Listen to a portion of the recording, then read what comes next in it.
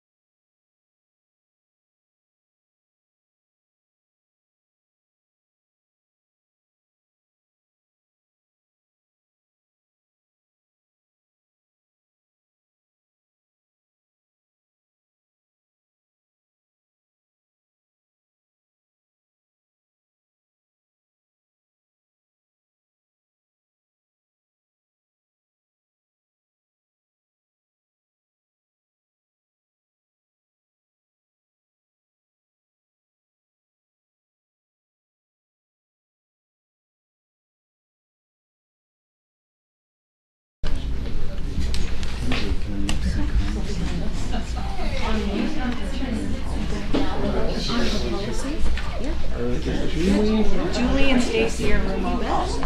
Okay, just Jay. Yeah. Okay. This comes from Pepper. Specific, because he did the state model policy. He does it for the Oh, 8 Ada, now we got it. Sorry.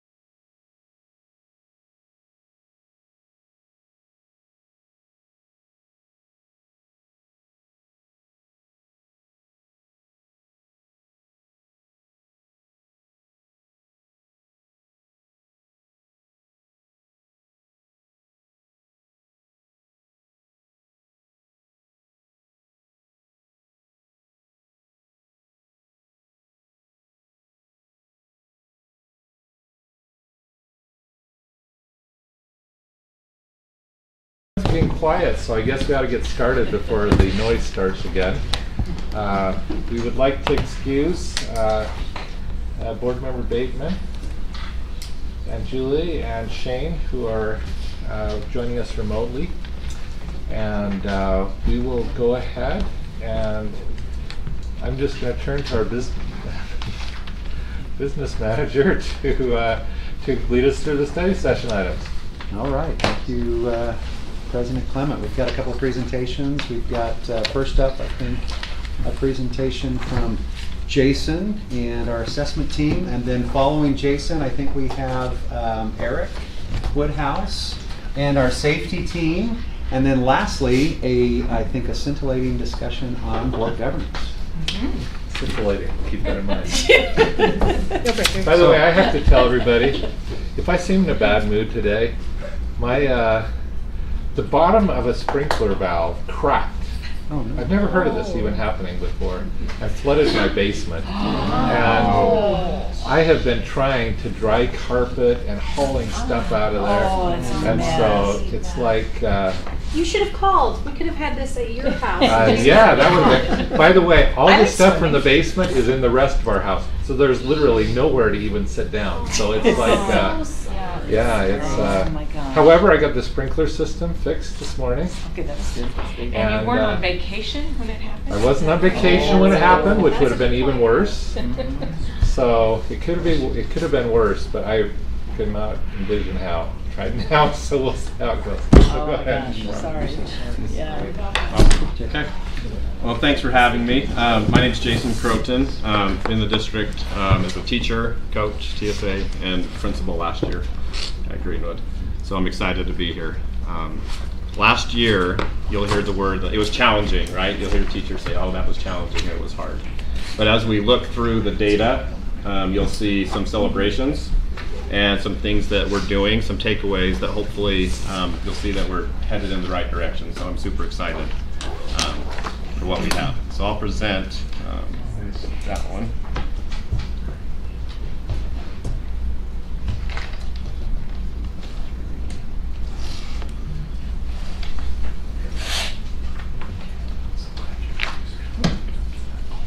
I'll get a Steve.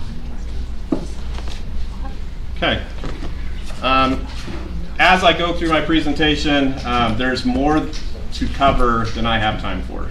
With elementary assessments, we have a lot of assessments, a lot of data to look at. I want to highlight where we are, how do we compare, and some takeaways and celebrations. So you have this book. This has everything, all elementary data in it. This has overall numbers, SPED, ELL, and as I go through the presentation, you'll be able to find the page numbers in here, so you'll see what we're talking about.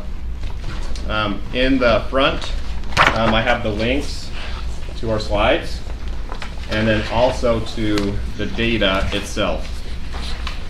And so this first bit.ly, where it says report, ASD 2022 report, will take you to this document that has all of the data that you could click in, filter by school, division, subgroups, just to see if you're looking for something specific.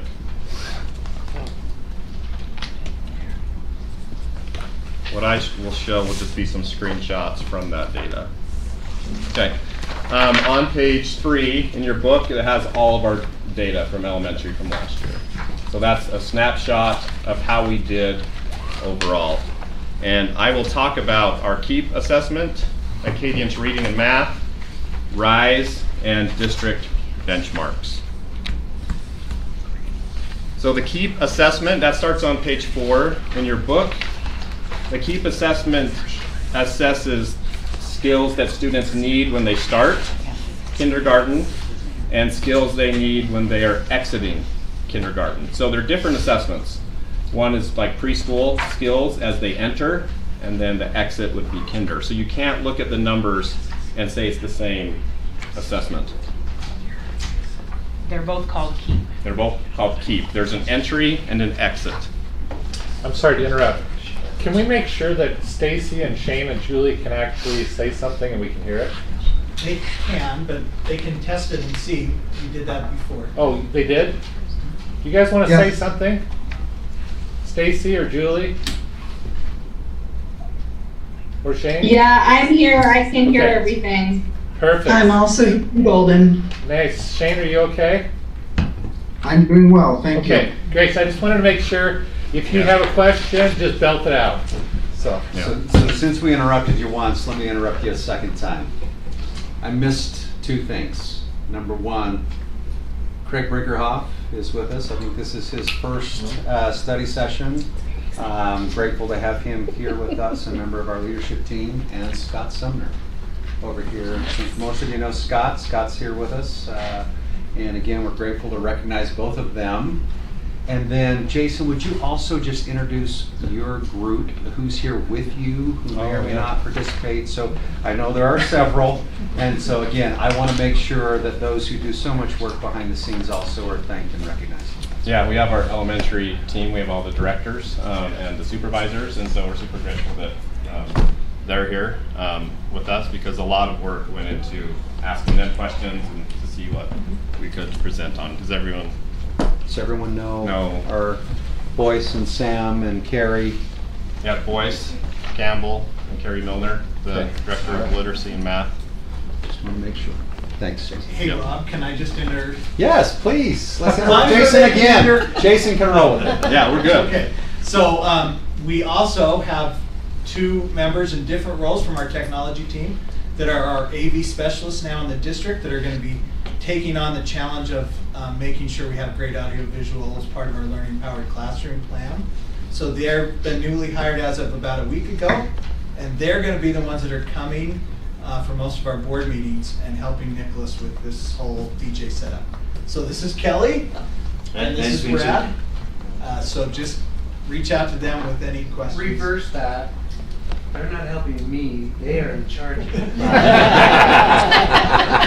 So you'll see them at meetings, and they're just here to help you.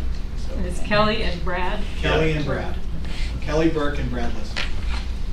it's probably better not to have your name known. Just saying, you know what I mean? So What are you you might say saying? Brad and Joe, you know. Okay, Okay. back to you. Okay. Any other interruptions? No. Okay. Okay. So on the KEEP, there's 3 levels, a 1, 2, and a 3. These are all of our students. So you'll see on the left, we have entry, literacy, and then the exit, and then numeracy, and then the numeracy exit. So as students, all students came in, 68% of our students had those preschool skills to succeed in kindergarten. As our kindergartners left in the literacy, you'll see it's 63%. Different test, different skills. Numeracy, you'll see that level 3, 80, and 82. Something interesting about the data on that same page in your book, this is filtered by OEK, our extended kindergarten students.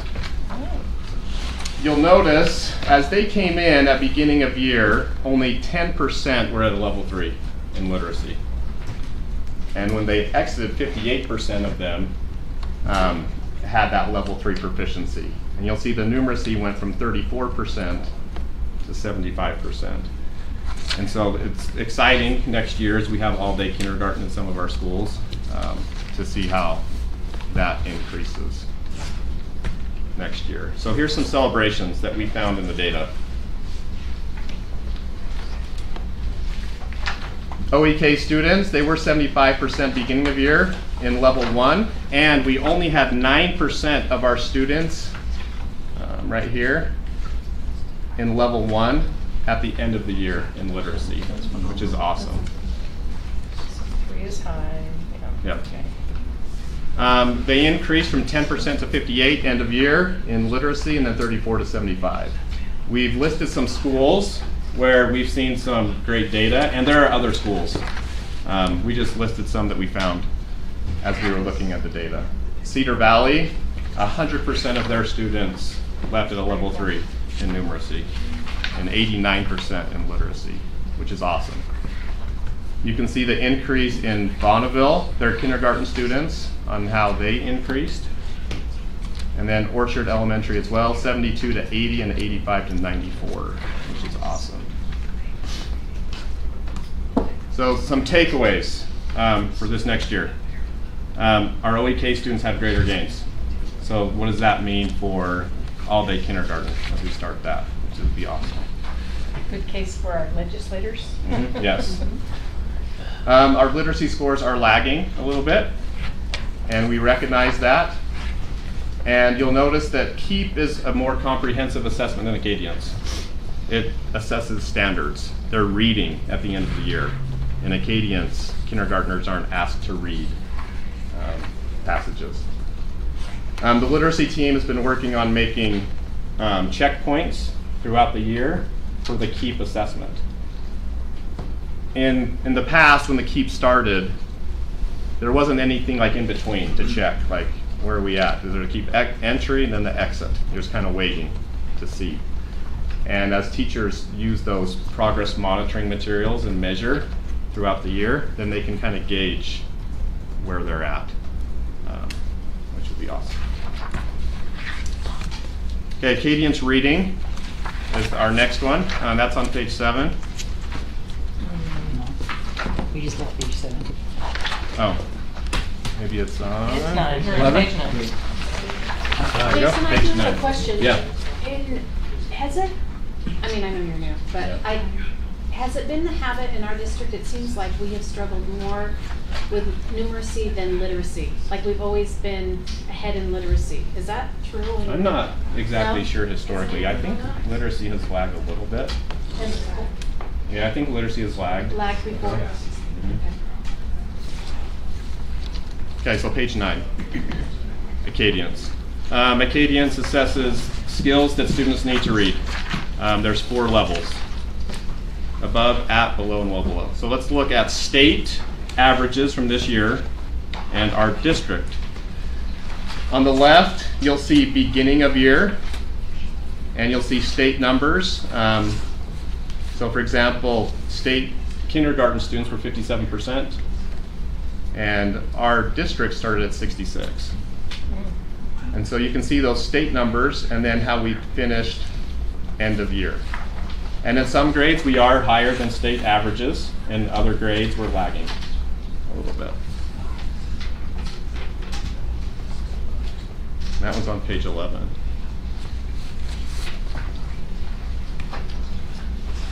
Something that we have from the state is a state goal for growth, to see are our students making growth, like a year's growth.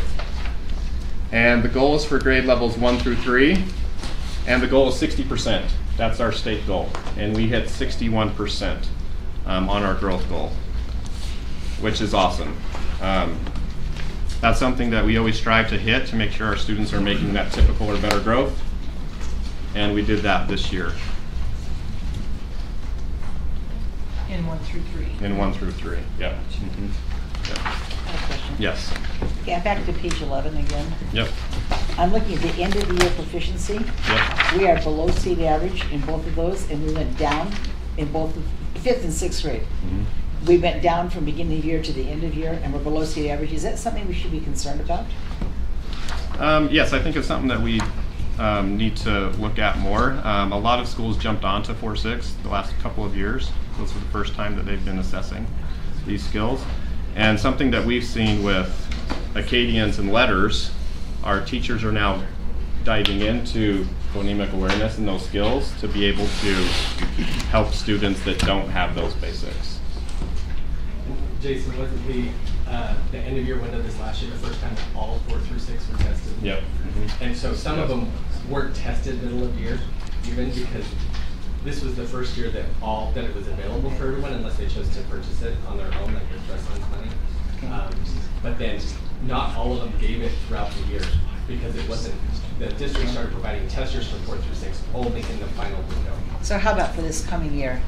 Is 4-6 going to be testing? Yes. Okay, thanks. Okay, we went to the growth. State goals? Okay. 16. So celebrations, we did hit 61% typical or better growth. Our average grade level proficiency is close or above our state averages. You'll see that 50% of our schools met that 60% growth in grades 1 through 3. And our proficiency from historically, from 2021, we are higher than our 2021 year. And that is in the book. You can see historical scores on page 17 to see where we've been over time. So we have Springside, Sharon, and Northridge. So Springside, our first grade, they did amazing, went to 58 to 81, which is an incredible jump. Sharon Kinder, 45 to 81, and then Northridge, we put that on there because second grade is a grade that we are still struggling with. Yes. And they did have an increase. And so that's something we wanted to recognize and kind of dig deeper and find out what's happening with our second grade students and why are we flatlining in that grade. So I guess the downside is 50% of the schools didn't have typical or better Yep. growth. Mhm. Yep. So any observations you have from looking at the data as to what that was correlated with, or? That's hard. That's a hard thing to correlate. A lot of them are close. They're like in the high 50 range, but we kept that strict number of 60%. Okay. And so we could kind of figure out like who was on that threshold, which would give us Yeah, a we better could- picture of how many. We couldn't get an overall of 61 if we weren't close. Well, I think this is something that by the way, we as board members, we just want to have a feeling for this, right? We trust the supervisors Right. Yeah. and everyone else that they're looking at this in depth, but yeah, it's just kind of maybe part of our purview is to look at data and to ask Mhm. questions. And No, this is great. so, yeah, I mean, it's good to hear that second grade is a hard grade to meet benchmarks on. Any ideas why that second grade is? The assessment, the end of year assessment is when they do start reading, doing the DORF, and so that is difficult. Those cut scores are difficult for students to hit, and it's just getting students in text quicker before the end of the year to make sure that they're ready with stamina of reading 3 text passages for the tester and doing it without pictures in the text. Because a lot of times they get that picture of support and they don't have the stamina to test. And so that's, yeah. I think one thing that we're seeing too that we're trying to address is a lot of times when there's a sub-measure like whole word read or something like that, we see schools focus on a sub-measure, but they're not focusing on the accuracy, the fluency, and the retell. So you have the phonics, but you need the accuracy, you need to be able to retell it, and you need to be fluent in doing it. So when we go to schools and we visit with schools and we see that they're setting goals just on one sub-measure, that's where us as supervisors can say, you know what, it's the whole picture. We need to set a goal on proficiency, but we need to track all of these sub-measures along the way to make sure all of these components are happening. So I think that's, when you see stuff like that, we're focusing on little sub-measures instead of the whole picture. You go ahead. Is any of this COVID related? Just the second grade struggling? Because I saw that right away too. Yeah, potentially, and it could be. And we'll show some data on just attendance and over time of what has happened, and we can kind of look at those numbers too. Yeah. What is our goal for this coming year? 61% seems like a very modest goal. Very modest, and I would like to see that a whole lot higher. And I know we're coming out of COVID and all that, but what are we looking at to build on letters, build on, you know, post-COVID successes? Where are we headed with this? So that's a great question. For the state, it's always at 60%. But as we've been visiting schools and we've been looking at student achievement goals and school achievement goals, schools are setting their goals at like 80%, 90%, 100% of students making growth. And so that's been great to go to schools and kind of, you know, set those goals. So it's an individual school thing? Yeah, the state always reports 60%, and that's what we have to hit. But schools are making goals that are higher.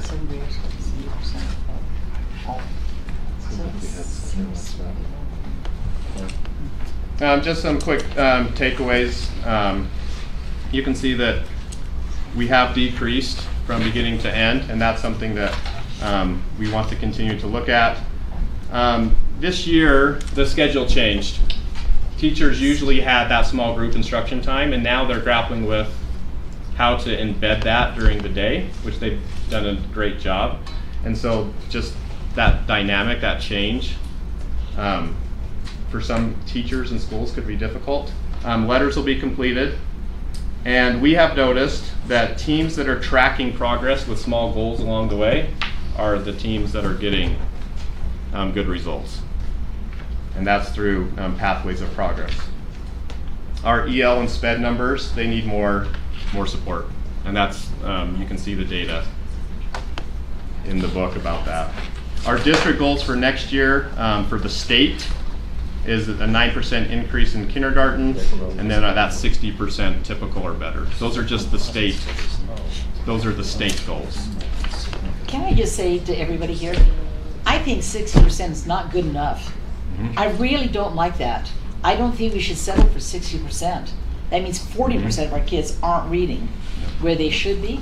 And as a school teacher, is that what that means? No. No, what does it mean? This is a growth score. This is a growth score. Even so, I agree with, but it's not proficiency. it's not proficiency, Yeah, it's not growth. proficiency. No, Okay. Can you explain, Jason, better what that is? Yes. No, I get it now that you said that. Yeah. Yeah. But I still think it's a concern because every student should be getting a year's growth in a year, Well, what right? Yeah. it means is they take this growth goal and it really is literally compared to students that scored the same as you did. So, for example, like in Title I, we were talking about this the other day. If a student comes in and scores the same way a student in Florida scores, if they're not making the amount of growth as the same students that scored like them, it really does go back to Tier 1 instruction. Like, kids are not making growth with the instruction that's happening in the classroom. So they really are compared against students that scored just like them. So should we have more growth? Yeah, Yep. we should. Okay, so what are our proficiency scores? Where are those in the book? Those are page 12. Okay, Yep. thank you. Oh, page 2. Can I just chime in again? I think Okay. I mean, part of the reason that we are doing letters, right, is because we noticed this was a problem. And Yeah.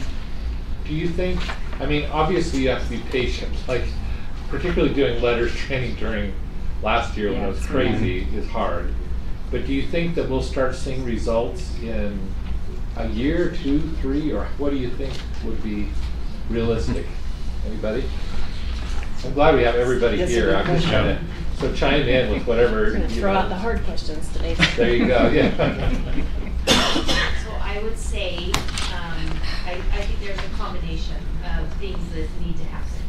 So letters needs to happen, the PD. We only went through like the lower strands of Scarborough's Road right now, so we went through a big phonics and phonemic awareness. We didn't even hit the language comprehension. So what you're going to see probably in the Acadians is we're gonna see good scores of probably on whole words read. We probably did better on whole words read this year because of that training. Like we learned about phonics, we learned about coding and everything. When we go into the comprehension where it's the writing, the reading, the vocabulary, the comprehension and all of that in the second book, it really does all start coming together because you have to have all of it to be a skilled reader, right? So it will all come together, but I honestly think like that PD and the strategic plan that we're putting forward, the 3 goals that we're tracking in the schools as supervisors, like it will take more than letters. It will be like a comprehensive plan from all of us. But yes, they did get the first half of letters, and we saw that homework read, and now they'll get the second half. And hopefully we'll be able to see that in retail. We'll be able to see it in fluency And I think pathways of progress. If teachers will pay attention to that, I think that will have an impact. So how do we explain the fact that the end of the year scores are consistently lower than the beginning? What's happening there? The pathways of progress? No, I'm just looking at page 12 here. The end of the year scores are lower than the beginning of the year? Yeah. Yep. Different tests? Is it, yeah, No. what's happening there? I mean, there are some measures that change, and the cut scores are harder at the end of the year, but it is just those basic literacy skills. I'm struggling with this, guys, I just have to tell you. I don't think the end of the year scores should be lower than beginning of the year scores. So can you tell me a little bit more about that?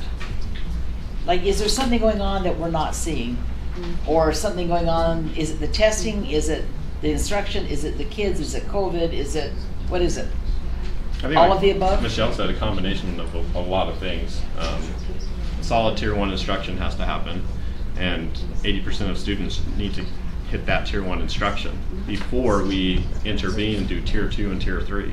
Sometimes we jump to tier 2 and our groups are too big to intervene with our students. You really have to have a multi-tiered system of support in a school to make this happen. Like you have to have opportunities to intervene with kids that aren't getting it. You have to have solid tier 1 instruction. You have to have great PLCs. Like you can't leave anything to chance within a structure for literacy to happen. So if you have a couple of things, then you need the rest. So it really is this multi-tiered system of support that supports literacy. And I really like looking at this. You can see we had a drop. Like I'm looking at second grade, and we did have a big drop in second grade. And again, I can look at that and I can say, you know what, we probably did pretty good on accuracy and not on fluency because we hyper-focused on the phonics and we didn't get it to automaticity when it came to fluency. So we just really have to be strategic, and we have to make sure that teachers know, like, we need to get kids into text. We can't leave things in isolation. If we teach it, we get it to text, we get it to automaticity. Do we have any feel for, oh, I'm sorry, Shane, go ahead. Oh, I just wanted to clarify, if I may, for a second. I appreciate the comments here. I think a couple things to take into consideration. We were not trending well with respect to literacy for the last couple of years. And so we made some structural changes. We made some professional development changes with the letters training. And so it's going to take a little while for us to get back where we need to get, or to get where we need to get. I would also remind you of just the challenging year that teachers had with respect to student behavior and absenteeism. We had teachers that say this was the hardest year they've ever had in their career. I don't think we're going to see high levels of return on those until we get some of that behavior and attendance addressed.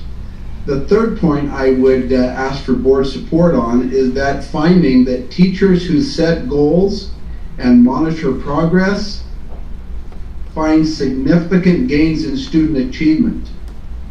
Now, we've got to work carefully and proceed in a supportive manner, but there are some pushback from time to time about setting goals and monitoring progress. The teachers say, oh, we're overwhelmed with that, so back off of those expectations that the district is setting for goal setting and progress monitoring. That is the key to student achievement. And so in order to see this increase, we need to go forward with reasonable expectations for teacher teams to set goals and to monitor progress of students throughout the year so they can respond to those concerns that arise as we do formative assessment. I think you'll also see as we review the strategic plan, there is a focused effort on literacy. It's a key performance indicator. And then what we're holding schools accountable is that teacher teams will set goals for achievement and monitor progress. So I think we're putting the support in place. We need to give that additional professional development, but also hold teachers to those expectations and provide the support they need. I don't think anyone in the room would say they're satisfied with those results, but I think the challenge is that they're multifaceted, especially given the conditions that we've been working under the last couple of years. Yeah, I was just wondering if mobility is part of this scene too. Like in schools where there's high mobility with teachers or students, do we see an impact on test scores there? That's something I don't have data for, but I could look into that. Okay, just if wondering. that's Thanks. something that we're interested in. I know that one of the things that I think we have speculated had an impact on some of the teacher fatigue was, class sizes are pretty large. I think it would be interesting to tease that out at some point in the data. Yeah. To see, I think we did look at, I think we got that data at one point, but as we're moving forward, it would be just nice to have that examined as we look at the data. I think there's also some really interesting comparisons to be seen here. Like I was just looking at on page 13 where it talks about for our ELL composite scores, I was concerned seeing that the West was only 18% proficient in 6th grade. But if you look at their growth score on the next page for 6th grade, their growth score was 81%. And so they're having a massive amount of growth. So it would be interesting to try to drill down and figure out what's causing them to come in so low, because they're not leaving the year before that low, I think, are they? So it would be interesting to maybe try to figure out why it was that COVID related, was that, do you know what I mean? They came in so low this year that it's interesting to see. Anyway, if they made that much growth and their proficiency is still that low, what's going on there? I have tons of stuff here, but I'm going to go to one slide just so we can talk about this real quick, or you can see it. The question came up from Sam, Boyce, Vicky. They asked about absenteeism, and so we pulled that data. If you look in 2018 and 19, we had 43,000 students, and students that were in school, 0 to 9 absences. 30,000 kids were there, like hardly missing. And we had only about 500 students that missed 30 days in 2018, 30 plus. But if you look over time, this last year, now we have 5,000 students that missed more than 30 days of instruction. Even worse than our worst COVID year. Mm-hmm. And you can see that, in 2018, 70% of our population was in school most of the time. And now 30% of our students were in school most of the time this year. And so seeing that trend just makes us realize that we need to connect with students and families to get students to maybe come to school. And that's something that we're doing with that coherence map and that strategic plan, is to make those student connection goals. Is that page in the book? Yeah, I was going to say, would you mind making sure we get that? That's linked on the data on this bit.ly. So in your book, that's linked, and so you have that. absence. You also have an What electronic page? copy that was forwarded to you with the links. So you should have access to that electronically. as So well. that's something to Absence think about. report, the last one. Yep. Okay. This is, That's pretty by the cool, way, isn't it? Wow. we board members love this kind of data. We really do. So thank you so much. The good news and the bad news. The good news and the bad news. We want to know what's going on. And by the way, another thing is we love to know how we can help too. So really, we feel like we're part of the team, and we're part of the good things and part of the bad things. We know we could have done things better as a board. So thank you for providing all this for us. Yeah, of course. Jason, what do you feel, I mean, this is a personal, but what do you feel is the most impactful thing that we're doing to help students achieve? That's a big, big question. That was a big question. Giving teachers time this year has been amazing. Giving them professional development has been awesome. Helping our teachers, they're doing letters training. They're bettering themselves as practitioners in the classroom. And this year, as we've been visiting schools this summer, we are looking at schools that are setting these goals for school-wide achievement, for student group achievement, and for connection. We are looking at that data more than we ever have. And I think by tracking those small goals, that will have big gains in the end. And so I think it's an exciting year, an exciting time to be in education. Thank you. Other questions for our elementary team? If not, we'll transition to Scott and our secondary. Okay, Jason, thanks. And everybody. I don't have a booklet. I told Jason this morning, I'm like, man, that's a great start. So great. Jason's incredible. Get to know him, and just a great mind for this kind of thing. One thing that wasn't mentioned, I want to point out, you have the elementary supervisors here. One of the things they're doing with directors is they're going to every single school and individualizing it. So they're talking to specific schools about their specific data, and they're going over almost student by student, and setting goals from there. Having that type of attention-focused, hyper-focused on some of the learning that's happening in individual schools. It's one thing to look at overarching data for the entire district, but they're taking it to individual schools and saying, okay, here's where our current realities are. Let's take a real narrow focus into what you're doing as a school to help improve. And I think that just speaks volumes to the work that's happening with our across our district right now. I'm going to take just a couple minutes, and here's the main points of what I want to share. We have some data that we can share back and forth with RISE. It's great. There's some dashboards. I'm going to let you peek at it. That's all. Then I'm going to go to a couple of things. He was good, was he? There is more information here.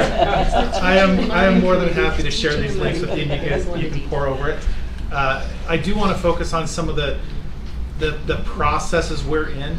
The current reality of secondary is we're just in the beginning stages of some of the secondary assessments, which I'm super excited about. Our content leaders are incredible, and our curriculum department is just outstanding with the leadership that's there. Each of our areas, and I could go through each of the departments and talk through what world language is doing. I'll focus on two. Math has a pilot this year that they're taking secondary 1 with 4 schools, and they're creating common formative assessments across the board with those 4 schools to talk through and get together, create them, talk through, get their scope and sequence set, and then they're going to look at their data from each of those to create that standard of what type of rigor they want, but also what type of direction they want to take to help support. We know from those 4 schools that's just a smaller sample that we can work with and then expand as we go from there. We've already had other schools start talking like, oh, can we be part of the pilot? We're like, no, because we want to do 4 schools and have it really done well, and then we keep expanding it out. And when those starts happening, really big things will happen.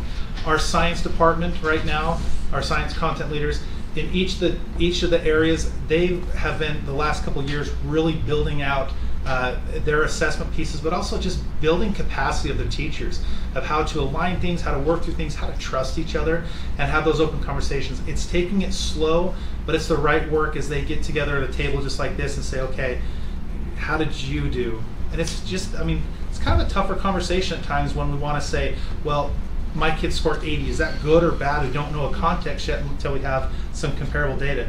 Well, if Mark comes in and all of his kids are 97 and I'm 80, we got to be able to have enough trust to be like, how did you do it, and be able to have those conversations. So that's what science is doing, and they're really doing just some excellent work. English is a pilot this year. World languages got some incredible data. I'm not going to go into that piece. We can do that at a later time, next time we present. But one thing I do want to share with you is, and I mentioned this last time when we presented, but we've expanded on it a little bit, well, not a little bit, quite a bit, is when we look at each of these schools, when we talk about individualizing it for every specific school, every school's on a different continuum. They're looking at their current realities, where their teachers at, where the training is, all the different things that they're looking at as a school. When they sit down and talk with their leadership teams, we're not telling them, hey, here's the 5 things you got to do from the top that is going to work. They have to come to those conclusions. Now we're visiting them each month to talk through those processes with them, and it's been fantastic to learn where their current realities are. And then each of them to see where schools have started last year to where they're now meeting the 3 priorities and setting goals and the priorities in their school, and then getting it down to their teams is just, it's awesome. I'm going to show one case in point. Skyridge right now, this is their profile page. In the 3 priorities of the district, they've set a couple of school-wide achievement goals that they're looking at, and they've also set with their faculty. They did this incredible plan with their faculty where it wasn't just John the principal coming in and saying, hey, here's what we're doing, y'all, this is what the plan is. It's taking time with the leadership team, where do we want to go, let's look at some data that we have to make those decisions. And they have the entire faculty come together and list out where they felt like their highest need was. And when they had that with the faculty now has ownership. They have part of it, like, yeah, that's right, that's what we said we were going to focus on, and we're going to spend our time to develop, and how to measure it. The process was cool. I've got John's presentation. We had him come share with the other principals, but they had these, every teacher had an opportunity to give a say and give a voice into it. But you can see the priorities and the ways they're going to measure it. In the student group, they've got an ELL and a SPED goal. They've got a couple of items to track. And then here's what we're trying to create the alignment piece. We've listed current district support, so they're also doing letters training in the secondary. Skyridge has been part of that cohort, and because their teachers also want to learn to make sure that they've got the right methodology to teach kids. And then they've got some other items they're working on with Jamie Sadler-Hawley and curriculum to create that district support. So we're listing this district support, and the reason why is because each of our schools can get into this page and say, hey, if we're pursuing literacy, what other schools are pursuing literacy, what can we learn from them? And it just creates a complete learning environment for them as well. We also, and this is one... so they all have access to each other on this page. They do. And Sarah, I think it was last year you made the comment, are we aligning goals and how are we going to get those? And that is one of the other pieces we're doing is when they get their land trust goal, it's big dollars.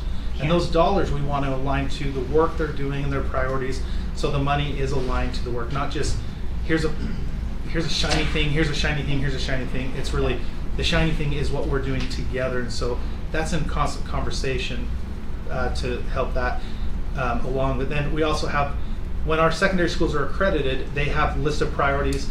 We're helping them talk through the points so they can align those accreditation priorities, or at least attempt to with the team that comes in, to get with those same trust lands goals, with those same school goals, and be able to align that work. So it's not going here and then what meeting do we need to focus on here. They're working together. One thing we're doing is, another thing we're doing is we keep notes. We've got last year's notes down here in the visit notes. But the last visit, we went to Skyridge, talked through.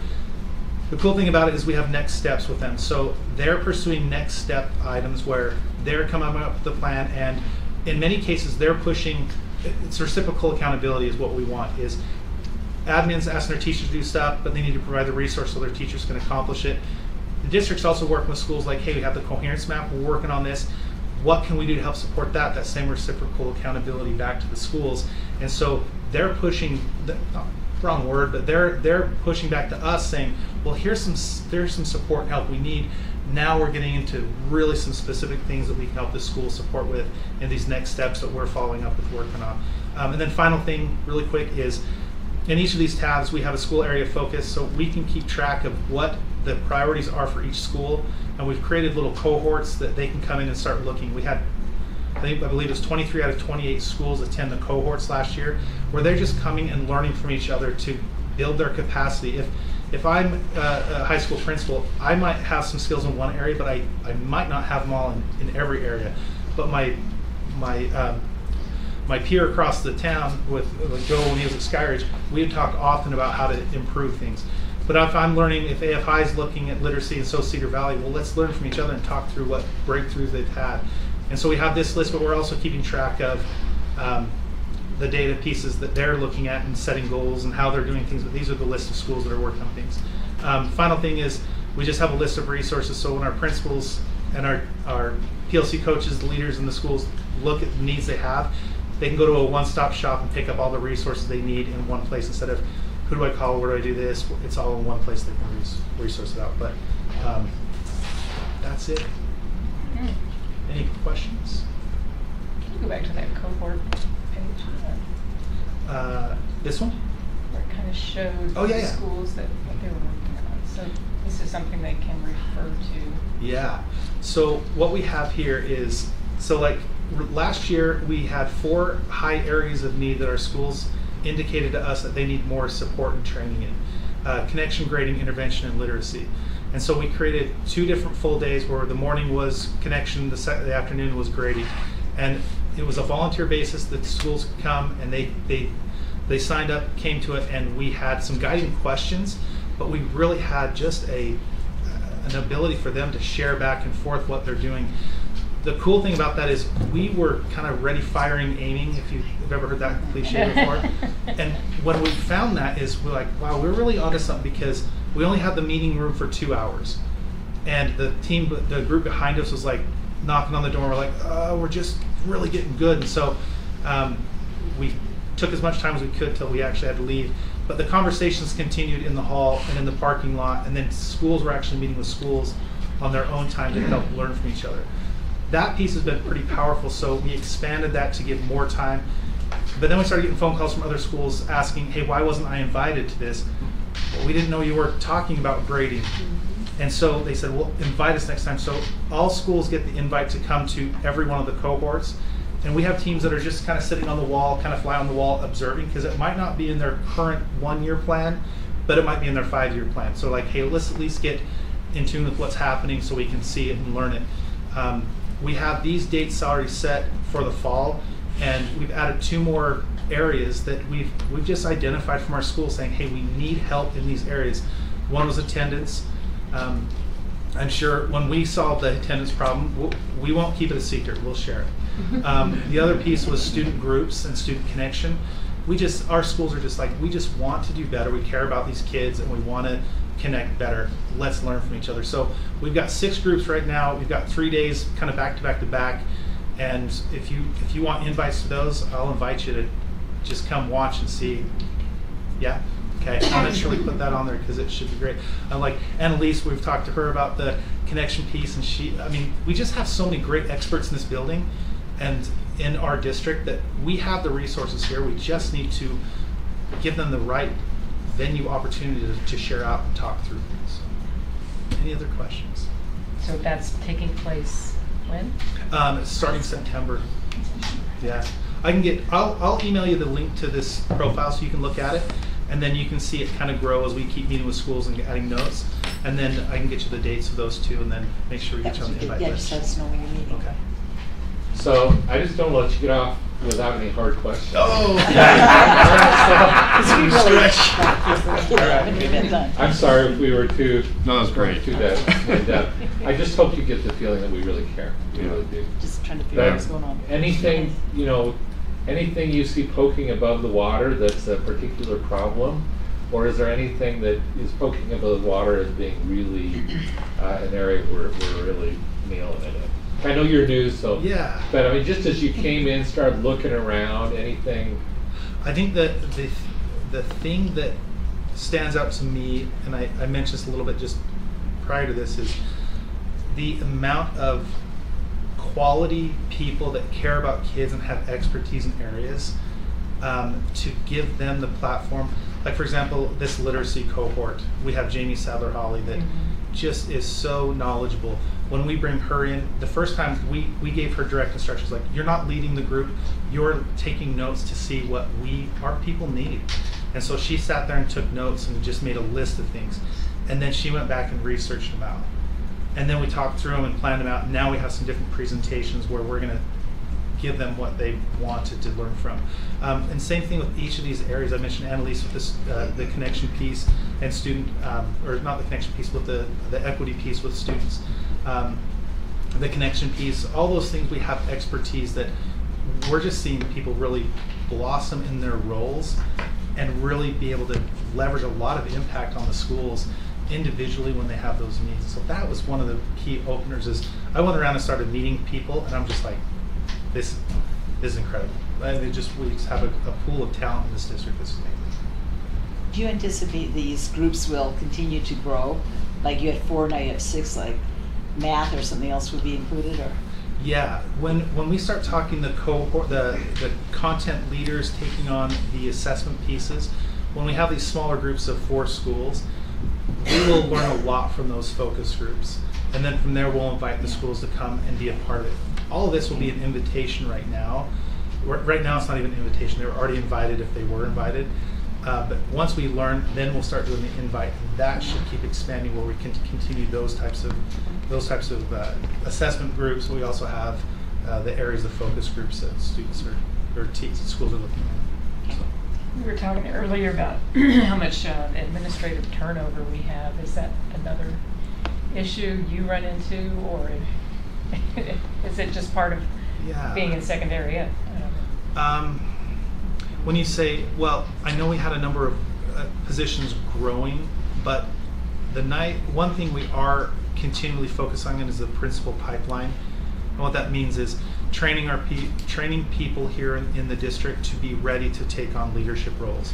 And when the changes happen, like if I stayed at Lone Peak for another 2, 3, 5 years, I would have been completely happy. But opportunities presented themselves, and I had the opportunity to apply. I was appreciative of getting the position. But I know that group of administrators was ready because we're continually building their capacity to keep training. So while one person leaves, I know that we need to continually make sure that people are ready to take the role. But I mean, turnover is always tough. I think that's like it used to be really hard when teachers would leave, and I'm like, we just got getting good with some stuff and they left. But I know that in the benefit of the whole, they were actually, if switching schools or switching family circumstances changed, that they were still benefiting kids in some way.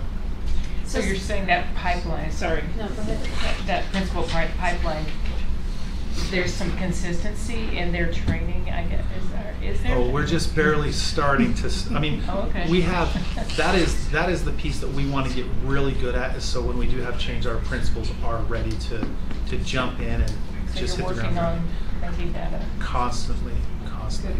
And there's always room for improvement, but that's one thing I want to continue to talk with, as we've talked many times as DLT, is to build that capacity of our leaders. So Scott, since there's no schools on your attendance focus group, does that mean that there's no concern at all in secondary? Okay. I cleared that up, thank you. Nailed it. That's a good, well, we haven't had the focus group yet. These are the ones that's actually a good question. The names of the schools that are there are the ones that came to the last year's focus groups.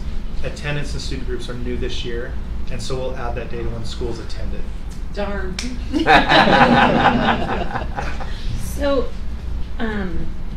this question is kind of going to go over there.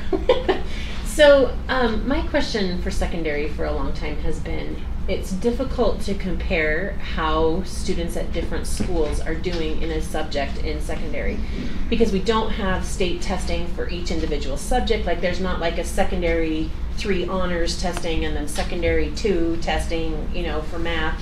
Yeah. And so it's difficult to compare how a student at one school is doing versus a student at another school, and how we're doing as a district compared to other districts. So my question is,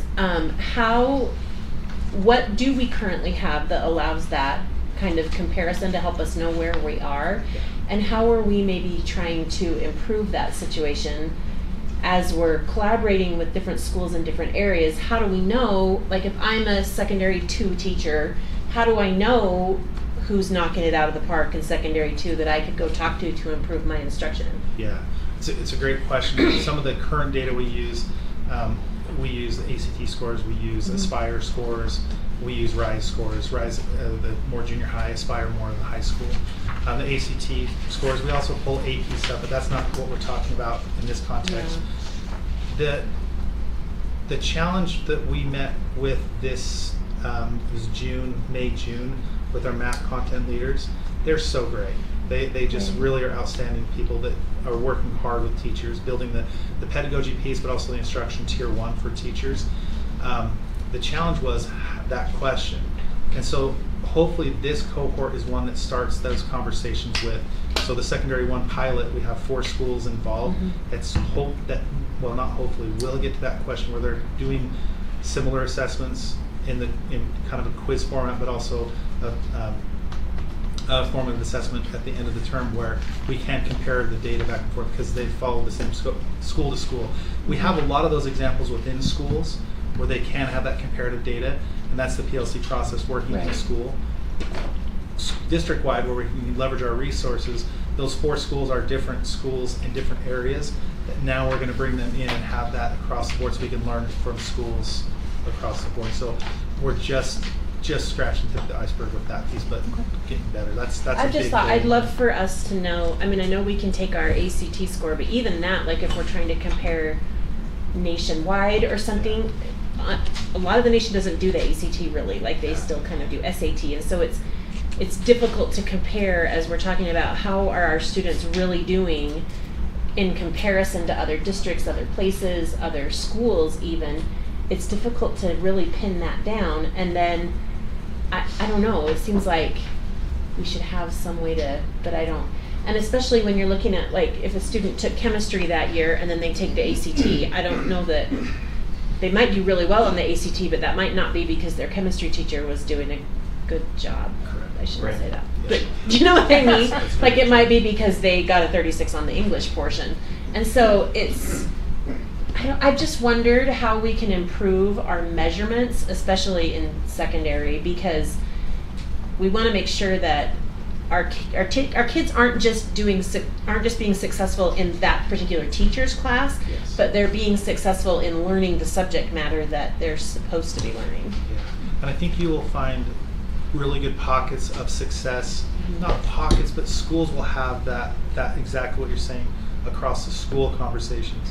To build that across the district, that's definitely a priority that many of us have started talking through, like let's get some things, but that also has to be in the right time and place with the right capacity, the right trust built. And as we get that, I really believe those 4 schools will turn to 8 next year, will turn to 12 the next year, and then it will just keep, we have secondary 1 done, now let's get secondary 2. The subject where all kids take, that we can have those conversations. So it's kind of that to be continued, but at the same time, it's definitely on a heightened awareness of we can do better there. Okay. So do you see science doing that same thing? You said they're doing really well. Science is really a lot further down the road if we're going to compare them on our race, I guess. But science has, in every subject from 7 through 11, has identified some of those, and they're not district-wide, and they have the same pockets of schools. I want to say there are 8 to 10 different schools, but those are the ones that they're starting to have those conversations a lot sooner than that. Board members Bateman and King, Superintendent, any questions for Scott or Jason?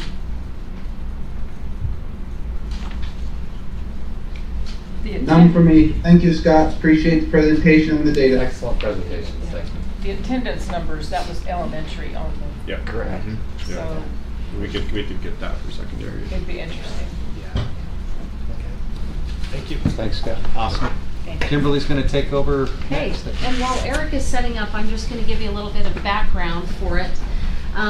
Boy, we're transitioning from that rich conversation of instruction and data and learning, but now we're going to sit kind of in the same level, but we're going to talk about conditions for learning, and sometimes those conditions, not sometimes, but a lot of times it has to do with safety.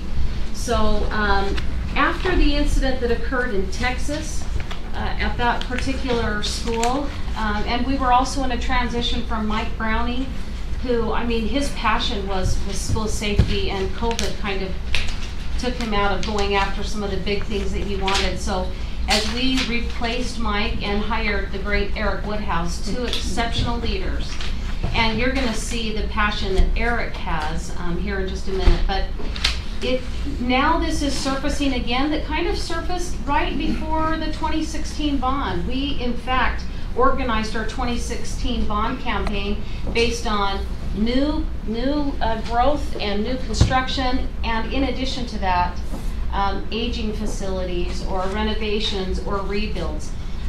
This does not contemplate maybe specifically that portion of the build part, like what Frank would bring into the picture with safety on renovating and rebuilding, but there are safety components that do work closely between operations and facilities they might seem small and minor, but what it's doing is we're synchronizing our efforts across the district to be very good at some basic specific things that we think can address issues that come up broadly for safety. So we would say safety is going to be addressed in our overall capital campaign in August. As you guys are contemplating what your decision will be, safety will be one of our components.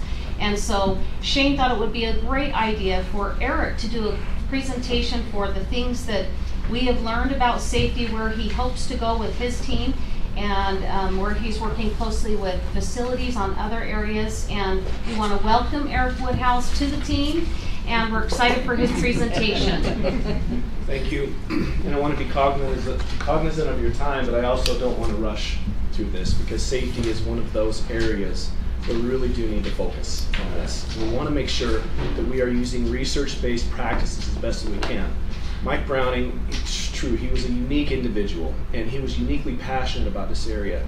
But I've been able to work with him over the last month and a half, and I'm finding that I have just as much passion as Mike.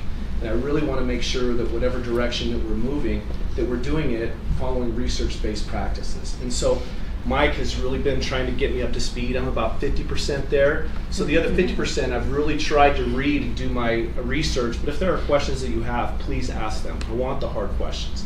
I want to make sure this is something that we're really challenged on, and that we're discussing how to do this best with our community. But as I did my research, I studied the National Center for School Safety, and they're kind of a collaboration between multiple entities throughout the nation, but they give a very comprehensive website for training and instruction that are research-based practices. But also I focused heavily on the Threat Assessment Center, the United States Secret Service. They put out manuals in 2018, 2019, and 2021. And each one of those manuals dives into exactly what a comprehensive program, safety program, would look like for a district. A lot of times when we think of school safety, our mind goes to one thing, and that's hardening our buildings, securing our sites. That's only one prong of it, but every one of these research-based entities suggest a three-prong approach. That means the physical facilities, and that's really your hardening of buildings, that's what you want to focus on there. But also, you can't neglect the social and emotional well-being. If our students are having these challenges, sometimes that pathway to violence begins early stages where there's bullying or other areas. So if we neglect the social emotional component or the well-being component, then we're not a comprehensive plan. As well as our partnerships, and that's one thing that Mike did a really good job of, was setting up those partnerships with our community relationships, with the police, fire, EMS.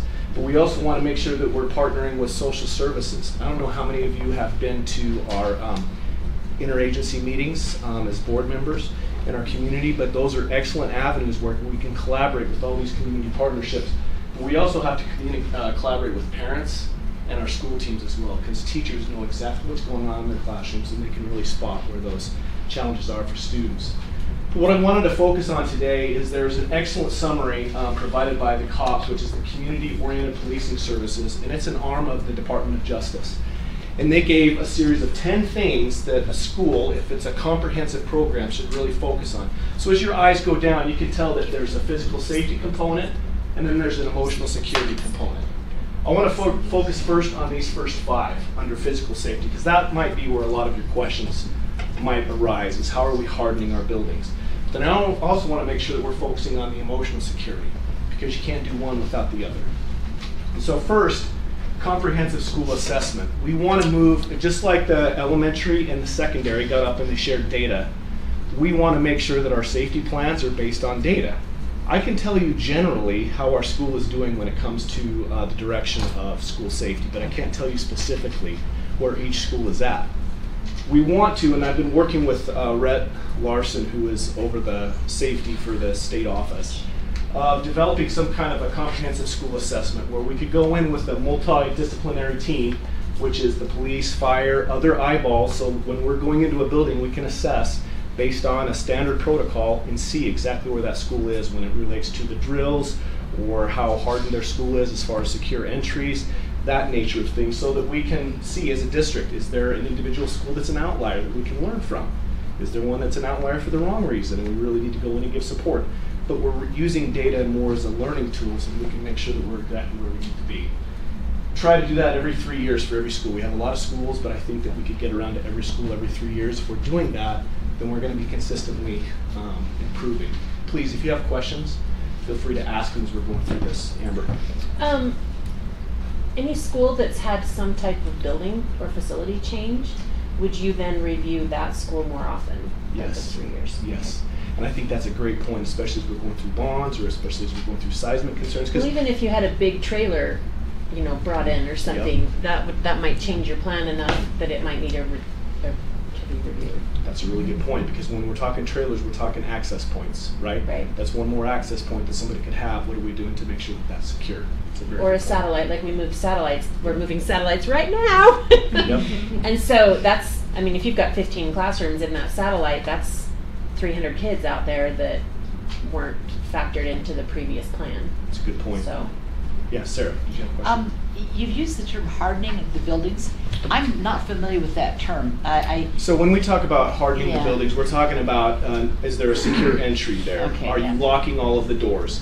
One of the problems is some of our schools, if you have the dog down method, if they're dog down in the morning, they're dog down for the rest of the day. Yeah. So that means that that's an access point. We need to reduce the number of access points. Okay, thank you. You bet. Okay, the next one is campus building and classroom security. We have been vigorously attacking this actually over the last 6 years. As I've been to the conferences and I've seen what Alpine has been doing over the last 6 years, I'm impressed where we're at. Mike has done a really good job, and the district leadership team have done a really good job of making sure that we're directing funds in that area.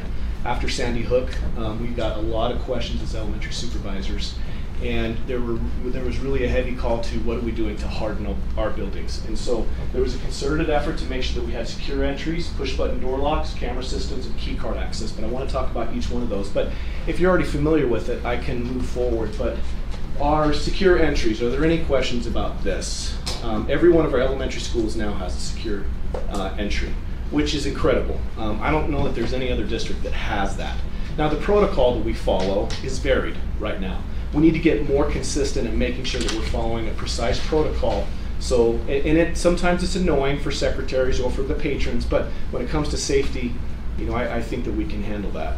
Amber. I know that secondary is a lot trickier of a beast when you start talking about secure entry. Is that something that we're contemplating or not really, or? So I think when it comes to secondaries, and this is tricky, and I asked this question at a lot of the conferences. Well, I went to one conference in Texas, I'm going to another at the end of this month, and that is one of my questions. And a lot of other secondary schools, because it is a different beast, they try to eliminate as many of those entry points as possible. So, there might be 7 or 8 access points. Can we narrow it down to 3? As far as one secure entry, I think a lot of our schools, 2 of our secondary schools have secure entries. Which ones is it, Frank? Cedar Valley and Mountain View? Yeah, any new schools, even at the secondary level, we build them so they're prepped and ready to be a secure entry when they want to implement and practice, like the elementary schools are doing that. So Viewpoint, Lake Mountain, Canyon View, down in Orem is set up, and we remodeled their front office area a few years ago. We put in their secure entry. So there are a handful of them that do have it. But again, it's only going to be as effective if you're funneling everybody to that entry. So If you've got a secure entry, but you've got 6 different access points, it kind of is a moot cost, and you don't want to pass that on to your public if you're not going to enforce it. So that's some of the research on that. Go to the next one. This was interesting when I went to the Texas conference. This was a big problem. A lot of schools are wrestling with how do we overcome in a crisis situation, the first thing that you lose is your mental dexterity. And so if you're trying to juggle for your keys to make sure that you lock that door, it's too late. One of the things that we did in elementary school is we outfitted every one of our elementaries with a push button lock. What that means is, in a crisis, you've got 1 second to push that button, close it, and you're good. Research shows that the safest place you can be during a crisis like that is behind a locked door. When that perpetrator comes in that building, it's going to last maybe 3-4 minutes. If they come to a locked door, they're going to move on. They're not going to take the time to try to shoot down the door. They're going to move to an open door. So our greatest chance that we have in one of those areas is if we can lock that door. So we want to try to get these in our secondary schools as well. Our teachers should still be carrying their keys on them with them at all times. I mean, if one of the students comes up and pushes that door lock and closes the door, then they've locked the teacher out. But that teacher should be able to get in. In elementary, we haven't seen that. We haven't seen that problem. So the elementaries are all done, but we're not done with secondary yet. That's right. We haven't started on secondary. Yep. But that is one direction we'd like to go. Frank. Some of our secondary schools are done, Amber, because any new school that we build, regardless of the grade level, this style of door lock is spec'd out and put in. Thank you, Frank. Okay, Milestone Cameras. So all of our secure entries are outfitted with this Milestone camera. So when someone comes into those secure entries into elementary schools, it's on a centralized server. So we can pull that up, any school, and see who has access to our buildings. It even records the audio. But not all of our elementary schools have the camera systems throughout the school-wide. Secondary has done a really good job. And I'll tell you, secondary administrators can testify that having these cameras in your school when it comes to doing investigations are critical. So it's not just an incident where these cameras are essential, it's for any investigation, because if something happens out on the playground or something happens in the hallway and all of a sudden you have to investigate, if it's a he said, she said, that takes up a lot of time for administrators to sift through what the truth is. But if you've got a camera, that's really going to help and aid in that investigation. So we really want to see if we can push that forward in all of our elementary schools. I know as elementary supervisors, that's one of their main goals, is to try to get every elementary school with one of these milestone systems. So how many are we talking about in a school campus? How many cameras in a school campus? That varies depending on the campus, but I would say what, between 40 cameras? About 30 to 40 at an elementary school. You're right around about 60 or so for a middle school, and you can be 100 plus in a high school. Each school is unique, just depends on the floor plan and their design and areas that need to be viewed. Camera technology is continuing to get better and better, and so individual cameras are able to see wider views and multiple views, so you can start reducing the number of cameras, where it looks like one camera, but you're seeing down 3 or 4 different hallways because it has multiple lenses that's looking. So, and that's changing all the time. It would have been very helpful, like this week or last week at Northridge, where someone broke in and used a fire extinguisher and went to town on all of our classrooms. Would have been great to have a camera system in there. Do we have, I remember a couple years ago, either Mike was telling us, but we had kind of the security system where it was, we partnered with the city police, and with a click of a button, your secretary could get those cameras so that so the police department had those. So if there was an incident, they have complete access to all the cameras before they even get there. Is that, do we still have that, or is that on the wish list? That was in partnership with a software company to be able to provide that. The police can have access to our cameras in an emergency situation, but I don't think that that's what Mike was talking about there. Well, Orem, the city of Orem is the one that we were partnering with specifically on that, Sarah. Where they would have access to any of our schools so that they could know how to best take care and minimize the timing of the situation. But when I mentioned that we're going to have a section in our capital campaign, if we go that direction, our team's recommendation is the first priority is a centralized dispatch type center that would do essentially that, not just in the city of Warren, but in all of our cities, so that we can have access points that police agencies can tap into our information. They don't just have 24/7 access to it, but when there's an incident, and it's like a dispatch center that we're overseeing, then they can tap into our cameras and go live and assist us however. But that is our first priority that we are trying to go after in terms of safety. Yeah, because it's all a over. timing issue, right? It is a timing issue, yeah. And it's expensive to get all those camera systems in place too. Employee badges. When we went to card access, this is critical because each one of those doors, if it has card access, that means when it's closed, it's locked. And we can control exactly who has access to those doors and who doesn't. So that was another really good thing that the district did, thanks to Mike. So it's true, right, that if somebody loses their badge, you can just turn it off Deactivate quickly it rather instantly. than having to Yep. rekey the whole building? Yep. Like if you have a master key and all of a sudden you lose that, we're rekeying the whole district. But if you lose this, within seconds we can deactivate it, install a new one, and it's slick. Yep. Okay, coordination with first responders. We meet with all of the chiefs twice a year, and we coordinate with them on how we can do collaboration better. We meet with fire as well, the interagency meetings. I went to an American Fork interagency meetings, and my eyes were open to the possibilities of that. When you've got DCFS, police, social workers, administrators, and sometimes board members that are attending there, it's a powerful thing. So they'll go student by student and say, this student, his father was arrested last night. Is there anything going on at the school? And so now all of a sudden our administrators are armed with a lot more power and information to be able to make decisions that they didn't have before. These interagency meetings are critical. We want to make sure that they're consistent like American Forks across the district. And I'm also working with our SROs to make sure we have a leadership team, and that leadership team will run a lot of the professional development. It's been Mike, and I really feel like we need to develop that leadership team so that they're the ones running it too, in collaboration with me. So the interagency meetings, did you say that was twice a year? No, interagency Yes. meetings should be once a month. That's it, once a Yep. month. And it's typically the cluster rep that's responsible for those. So really it depends on who your cluster rep is, on how effective those are in collaboration with the city. They start off well sometimes, and then all of a sudden attendance from some of the other community members kind of peters out over a while if it's not active. Is there a way that we can get a schedule of that so that we know when our Absolutely. communities are meeting? Absolutely. I'll coordinate that with you, and so let you know, because that is something that you would want to attend. Thank you. School resource officers, we implemented a memorandum of understanding with each one. You guys made a significant investment to try to equalize how much we're paying our SROs across the district, which that was a really good move. We need to make sure that we're in good terms with our partnerships with the police. But this memorandum of understanding is really going to help, and one of the things I'm going to reinforce is making sure our administrators are aware of this. They don't really know what is expected of an SRO, and the SROs aren't really sure what to expect from administrators either. But in that memorandum of understanding, it's spelled out. And so if our administrators are reviewing that every year with their SRO, then they've got a lot more of an understanding of how to utilize that SRO and leverage them in a meaningful way. Research shows that SROs in our building is definitely beneficial, but it depends on the relationship that the students have with the SRO.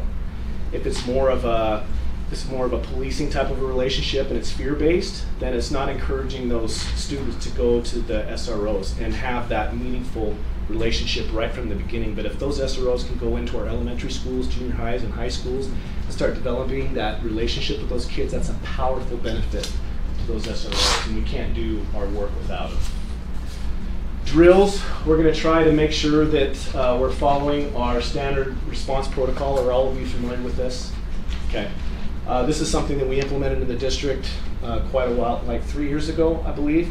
Instead of the flip chart, and that flip chart, no teachers ever looked at this. So the fact that we have reduced it to this increases our ability to actually follow this protocol by like 100-fold. So in the case of an emergency, we've got, this is the administrator's copy and this is the teacher's copy, and it should just be right underneath your badge. If you're in a crisis mode and you don't know who to call or you can't think of it, you can go right to that card and get your answers right there. I want to be cognizant of time. How much time do we have? All the time we need. Well, we would like to have another 15-minute presentation. But I can do it in 5. You just finish. Okay, I'm going to skip through the emotional security then.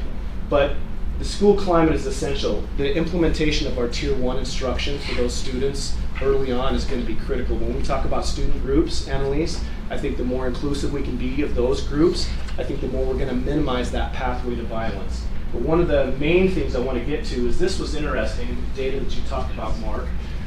When we talk about plots to violence, this is interesting data from the Secret Service. 61% of the plots that were reported were by peers. The other 12% were from family, 7% from adults, 9% from school SROs. But if you look at who they reported to, this is interesting. 42% of those reports were to school staff.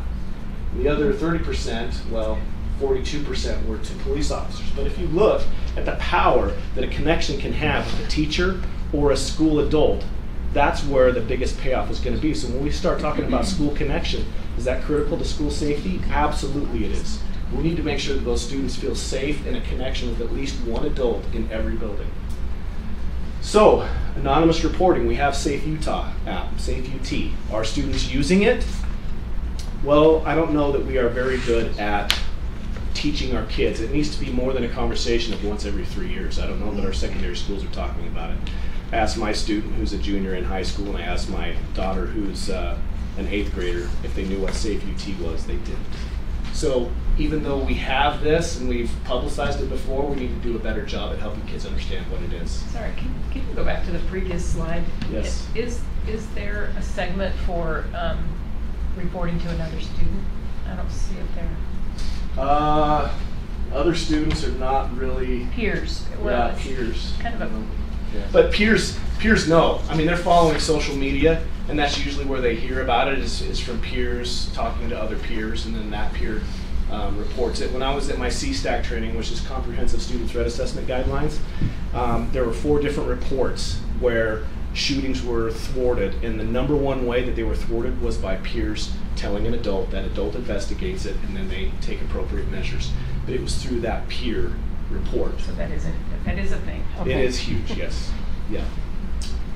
Okay, so we need to increase Safe UT app, but I want to talk specifically about CSTAG. This is Comprehensive Student Threat Assessment Guidelines. So whenever there's a threat at a school, you as an administration need to make sure that you're following a specific protocol. There's not one specific protocol that we have as a district. That's the one area that we really need to make sure that we are leveraging and implementing with fidelity across the district, because if we don't, then we're at more risk of a threat actually happening. So we have 2 schools right now that are CSTAT certified, and that's Cedar Valley and Frontier.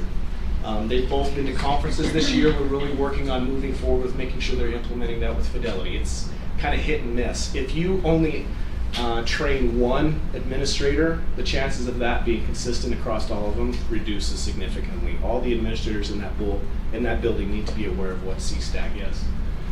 Here's some data for you. So the threat assessment team, we went from 3 people to now 8 people.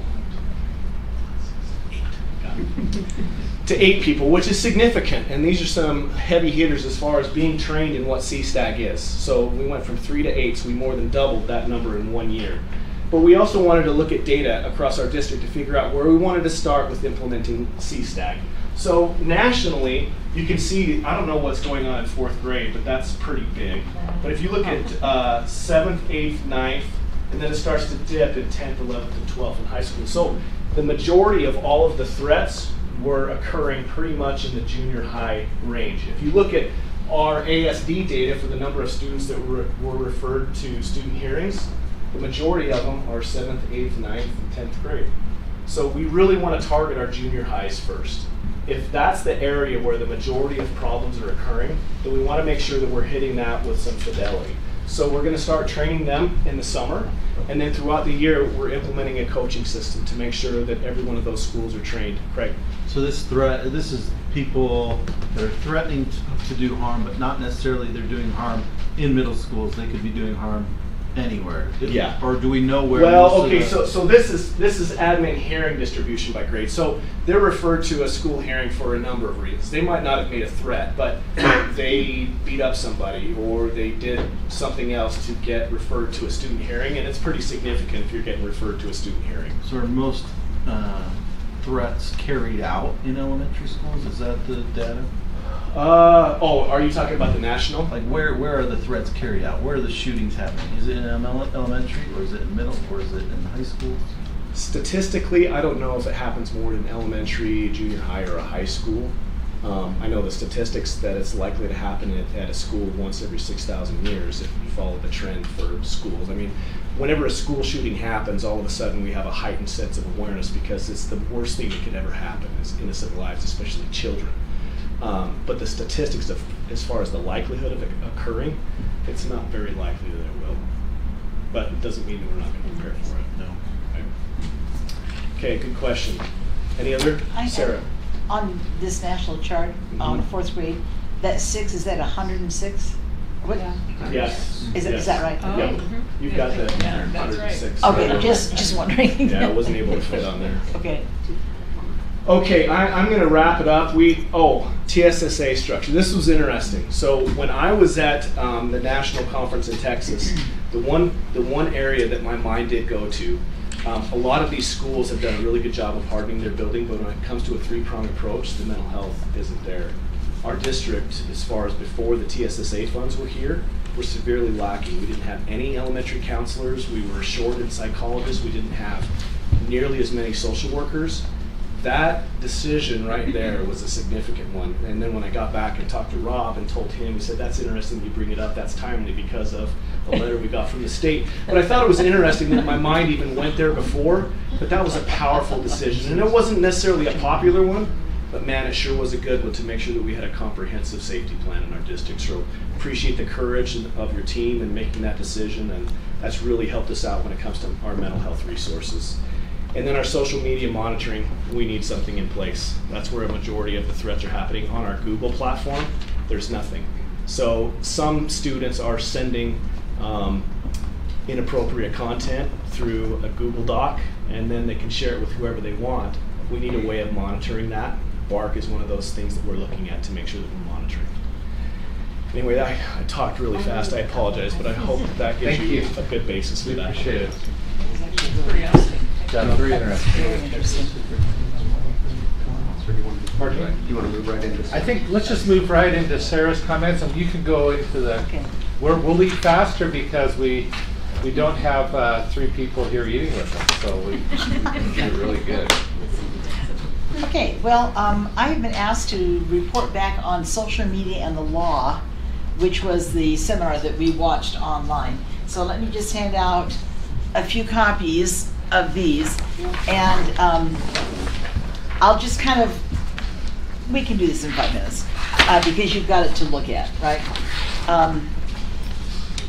This is the second seminar, and the first part of the seminar, he reviewed briefly what they went through in the first seminar, and then the second part of it was questions. And so let me just quickly go through a couple of things. So we're talking about social media for school boards and school districts, and what the law says about what's grammable, what you can and cannot do. So if we look at the first section, now there are a lot of people who don't have this handout, so it's okay if I just kind of read you the titles and stuff so you know what I'm talking about. Okay, first section under grammar, he says content is the key. So if they're talking about anything to do with our schools, that counts and it can be grammared. Second, retention policy, and I don't know what our retention policy is. Do you know, Kim? It depends on what it is, like 7 years for something, 3 years for other personnel files or a certain year. Yeah, I'm wondering if... Specifically for social media. Craig, will you get on this one for me? No, what I would love to see is like a list of the different kinds of records and how long we retain them. Because I don't know what our policy is. I think it'd be great to, that's a good point, because if we don't need to keep it, we shouldn't. Yeah. Because then it's not grammable anymore, right? We don't have it. But there are some things that we want to keep indefinitely. There's other things that have specific schedules that are required. So yeah, so maybe we ought to, like in policy, maybe that's a discussion we could have at some point. And then the other thing that can be grammared is anything to do with liability, those kinds of issues in terms of schools and kids and things. Then he said there are ethical considerations. He said look at the code of conduct for the board. And if you remember last year we spent a lot of time creating a code of conduct. So we have one that I think is pretty viable, but that would come into play in terms of looking at social media and looking at how we are using our social media. And he said, remember ethically, for school board members, you represent the district. Do it with dignity and make sure your discourse is always civil, always. He said, don't disclose confidences. This could lead to lawsuits. So that means if something has been discussed in closed session or in some other meeting, it should not go out on Facebook before the district puts it out, if at all, right? And the fourth guideline here is don't ever try to embarrass anyone. And that seems like kind of like a no-brainer, but I was honestly thinking about sending out an email having to do with the Orem City split, and I realized that my first part that I was thinking about was just a little snarky.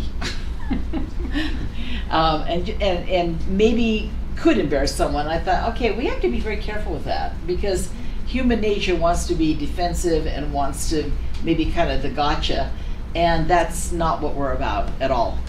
And then he said common sense things. He says, watch the clock. It's easy to lose track of time.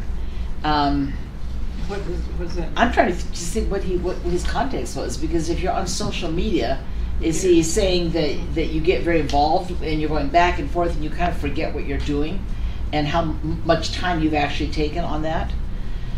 He said, have a purpose. If you're on social media, don't argue. Don't let your pride get involved. That's not where we're at. Don't ever post something in anger. So back to that snarkiness, you know. And he says social media is not the place for an in-depth discussion ever. He said, don't get sucked into a response, step away. And this is something that I learned very, very early on, or I'm still working on it. I remember when I was running for school board 6 years ago, I was sitting at my computer and somebody had sent me an email that was a little snarky. And I was preparing a response, and my daughter walked through and she said, Mom, what are you doing? And I said, I'm responding to this email. And she said, no, you're not. Stop. I said, no, they asked this question. She said, you don't have to answer that. And I went, don't I? You know, because as a teacher, I'm used to answering questions. You know, student asks, you answer. And that was my go-to, is I answer every question. I respond to every point. And you don't have to do that. There's times when you just let it go because it escalates. You don't want to add fuel to the fire sometimes. So there are times when you just don't get sucked into that, because sometimes that's what people want. They want you to get you sucked into a response that maybe you write in haste and could provide some embarrassment for the district or for you, or some legal problem down the road. So he says it's better to have a face-to-face discussion where you can see their body language, you can look them in the eye, you can see what their knowledge level is, and maybe be a little more discerning about why they're asking that question before you respond to it. So those are kind of the things that he reviewed from the first session. And then in terms of questions submitted by board members, the first question was, who should post on social media things about the district? And he said it's kind of like a no duh, check your district policy, but obviously the district should be posting a lot of things and not private individuals. There should be one voice. And he said, should you try to correct a post? And he says, sometimes if you respond to a bad post, it makes it worse. You know, you don't want to add fuel to the fire. And you don't want to give them credibility that maybe isn't deserved in some respects. So he said, if someone posts something about the district that is incorrect, work with your district, work with your superintendent. You don't take that on individually as a board member and try to correct it and be the knight in shining armor. Go through the channels and make sure that what you're doing is correct, and it's not adding to the credibility of an incredible source. Then he said, board discussions create interest.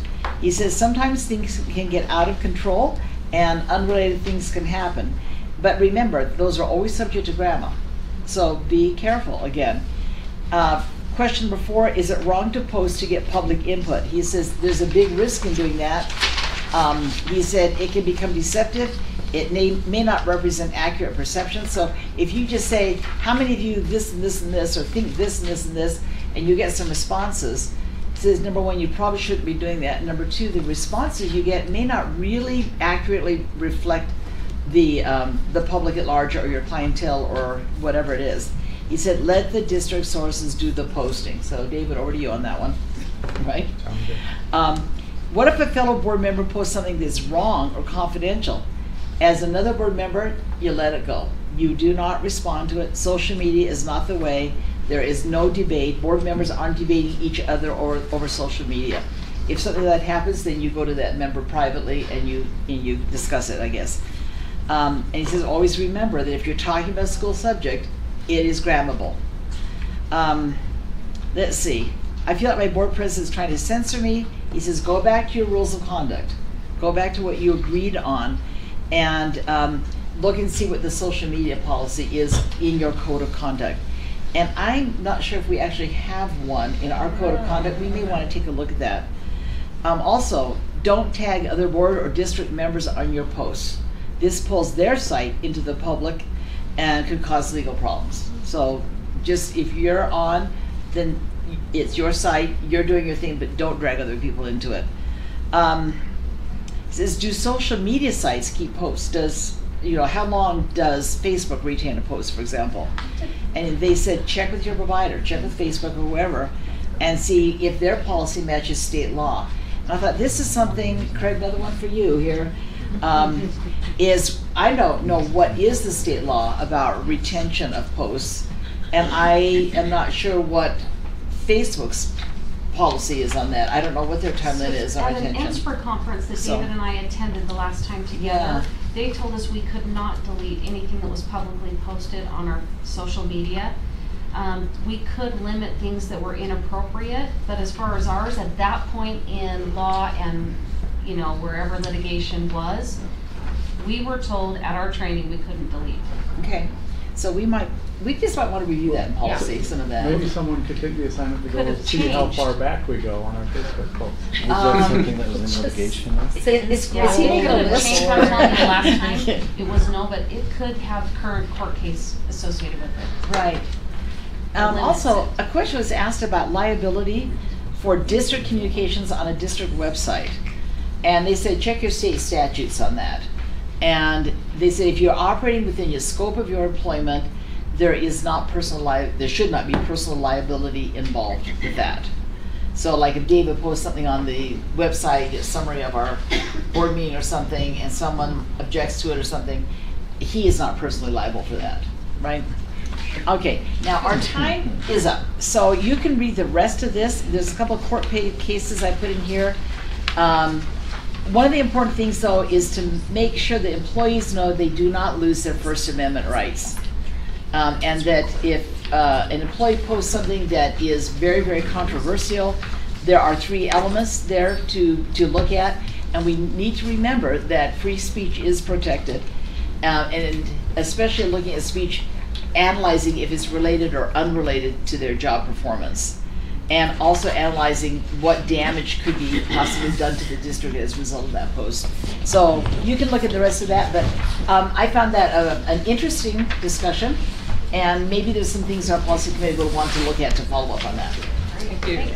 Thank you, sir. I thought your summary was really good, because it was hard to go through the video. Well, you guys see me taking notes. I take a lot of notes. Yeah, it was really good. But it helps me. I try to cover all the bases and try to write down as close as I can what they're saying so that I got it right. So thank you.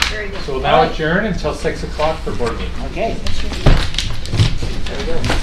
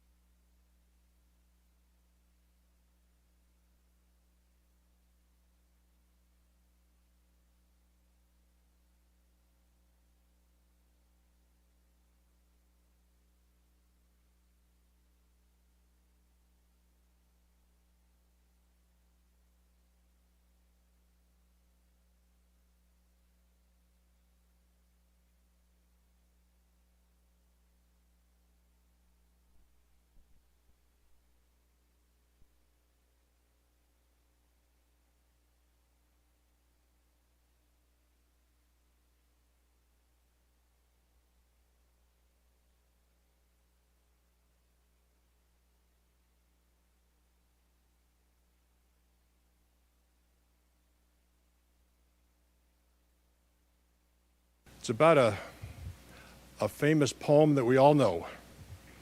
We all know the famous lines from this poem that we all know. It's called Maud Mueller. It's about 2.5 pages long, and I've been working on memorizing it for quite some time. It's about a judge who finds a lady out raking hay, talks about their lives and their peril and their ups and downs. And the judge, when that day they met, he turned around and looked at her, and that was the last time they met. It talks about their lives and the famous line that we all know, and may we remember this as we live our lives. God pity them both, God pity us all, who vainly the dreams of youth recall. For of all sad words of tongue and pen, the saddest are these, what might have been. Thank you for your introduction to Maud Mueller. Thank you very much. We appreciate that. I was somewhat tempted to hear the whole thing, though. It sounds like since you memorized it.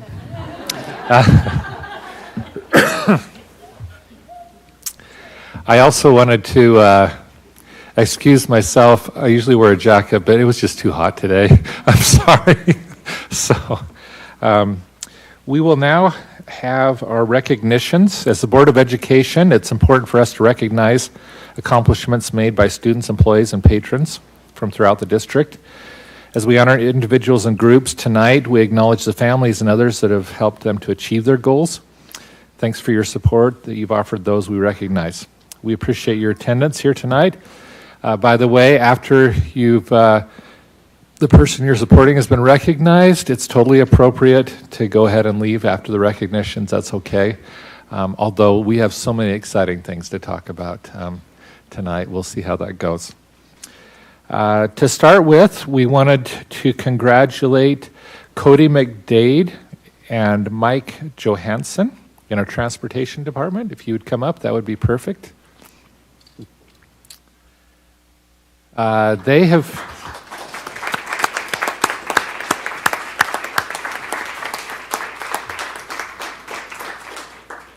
They've competed in the Utah State Mechanics competition in Park City.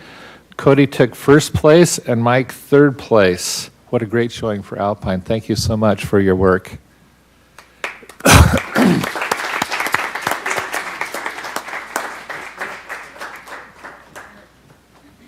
Can I also mention that Cody has won this 6 years in a row as he's competed across the state, so we're really proud of him.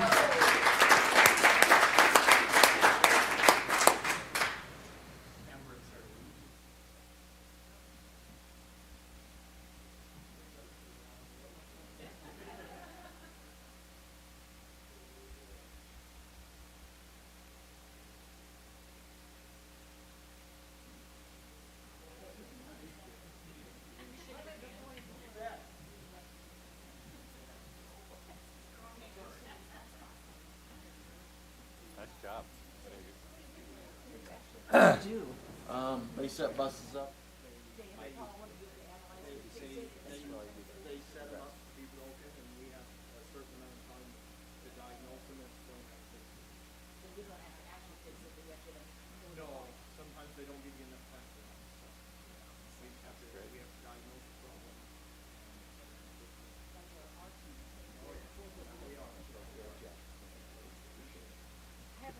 You can practice on. Yeah.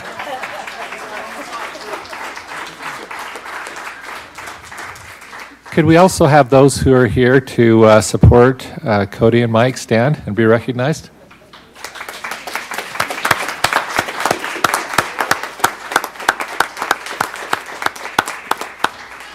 Maybe Cody should go into consulting business, like, I will come analyze your problem. Okay, so next we have Diane Knight from North Point Elementary.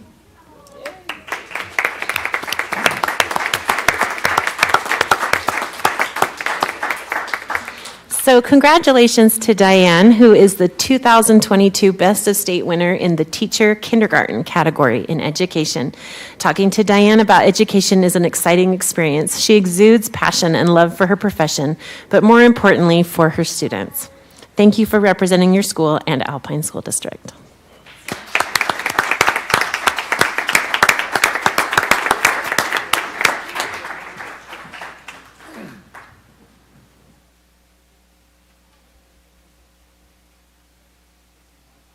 I was wondering about that, yeah.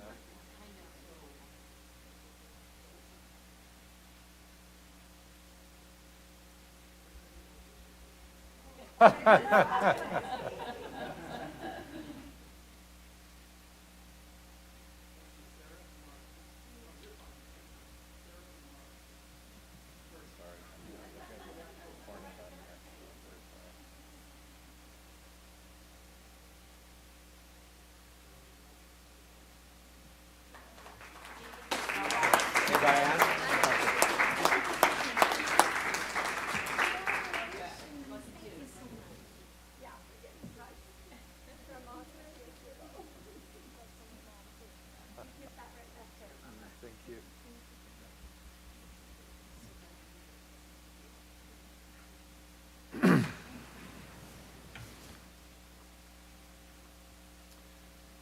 Okay, thank you. Thank you for being with us. Let's see. Anyone else here to support Diane that would like to stand and be recognized?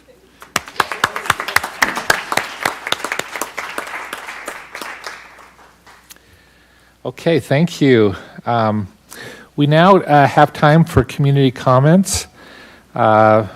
We ask people who are providing comments to avoid discussing personnel issues because they're not appropriate for public comment. If you have a personnel concern, you can contact a member of the administration or put your concerns in writing. We also do read all of there's a way of commenting online. We go ahead and read through those, as well as emails to board members if you have concerns of that nature. We have one person who has signed up, so Natalie Clausen, go ahead and we'll hear your comment.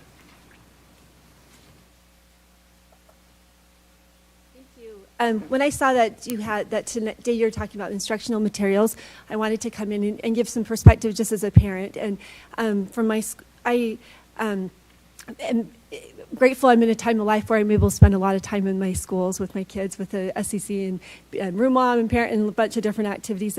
But I was concerned a couple months ago, and my daughter was emailed home a document from her. It was a student teacher who asked her what her pronouns were. And so she's a middle school student, so we had to talk through that. I was really uncomfortable with having that introduced by a middle school teacher. And I talked to my teacher, my principal, who were both very supportive and understood my concerns. And so I just wanted to let the district know that that may be something that needs to be communicated further on to the I don't know where that was coming from, but just as whatever the policy is on that, so that people know that parents are not comfortable with having that being taught at school. Second one is the books in the libraries, and I know that's going to a hot topic and an extremely important topic that we discuss. And I was in my middle school library a couple months ago and found a few books. I showed my principal, who was very concerned about these books also. And as far as I know, I think they are still in the library. I don't know if any books have been removed yet from any of our libraries in Alpine School District. I know that there's a lot of discussion trying to figure out how to handle these topics, but I'm concerned. I was listening to the state school board as they were discussing these topics, and it sounds like Member Klein had a proposal that would remove a lot of the liability from the local school districts, and it would be removed so it would go up to the state level. And there's a discussion, it's still ongoing, but it sounds like a lot of that liability will now be pushed back to the school districts and local schools. And so I think it's really important that our school district gets involved and has conversations with the state school board about adding some more protection for that, because I don't want to have my local school be uncomfortable and concerned about removing books because of any ramifications of liability. And so I'm just encourage you to have those conversations with the state school board to try to have that protection being put in place for our local LEAs and our local school district, our local schools, so that our principals and the SECs and everyone else can have the confidence to remove these books that are pornographic. And a couple more thoughts really quickly is, as you discuss what to do with these books, I think it would be wonderful if there's a way to remove them from all the schools at once. If we find a book is completely pornographic in nature and it's not on a questionable level, if we could remove it. So me as a parent and an SEC member doesn't have to go and read all these books, and the principals don't have to. We have to expose that to so many more people. If it's clearly objectionable, let's just move them all out from all the schools. Also, as a parent, I'd like to know what our standards are, how these books are introduced into our libraries in the first place, what we do see is okay and what's not okay. And also at this point, to understand what the process is to review these books, because that's unclear to me. So thank you for your time. Thank you. We appreciate that comment.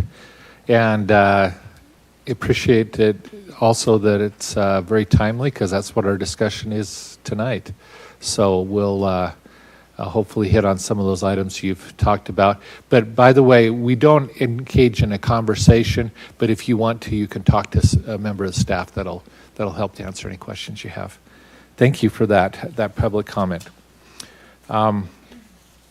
We are now moving into the rest of our board meeting. Superintendent, are you there? I am. Oh, I'm so excited. Rob's really excited too. So pretty good up there. I think I should. This is a good way to attend board meetings. So okay. Now we aren't going to ask you if you're in your jammies. So, but hopefully you're comfortable.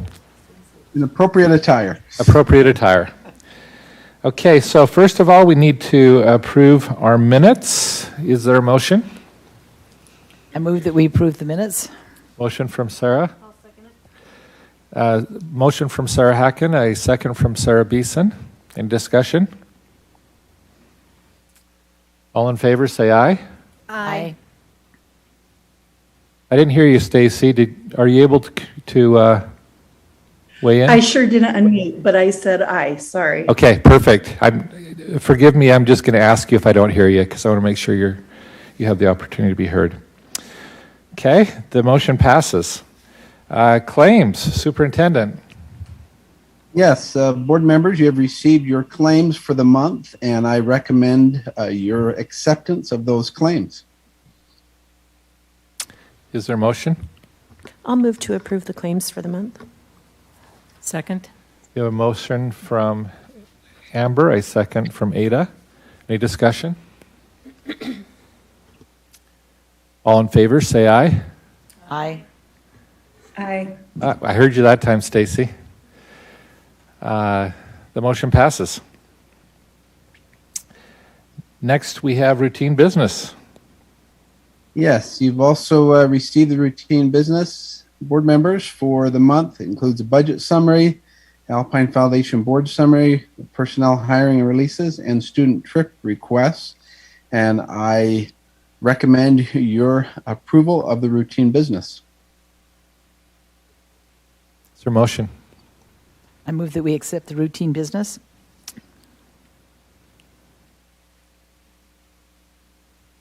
I'll second it. Okay, we have a motion from Sarah Hacken, a second from Sarah Beeson. Any discussion on the routine business? I did notice some of the trip requests, they were a little bit apologetic for asking for it late in the game.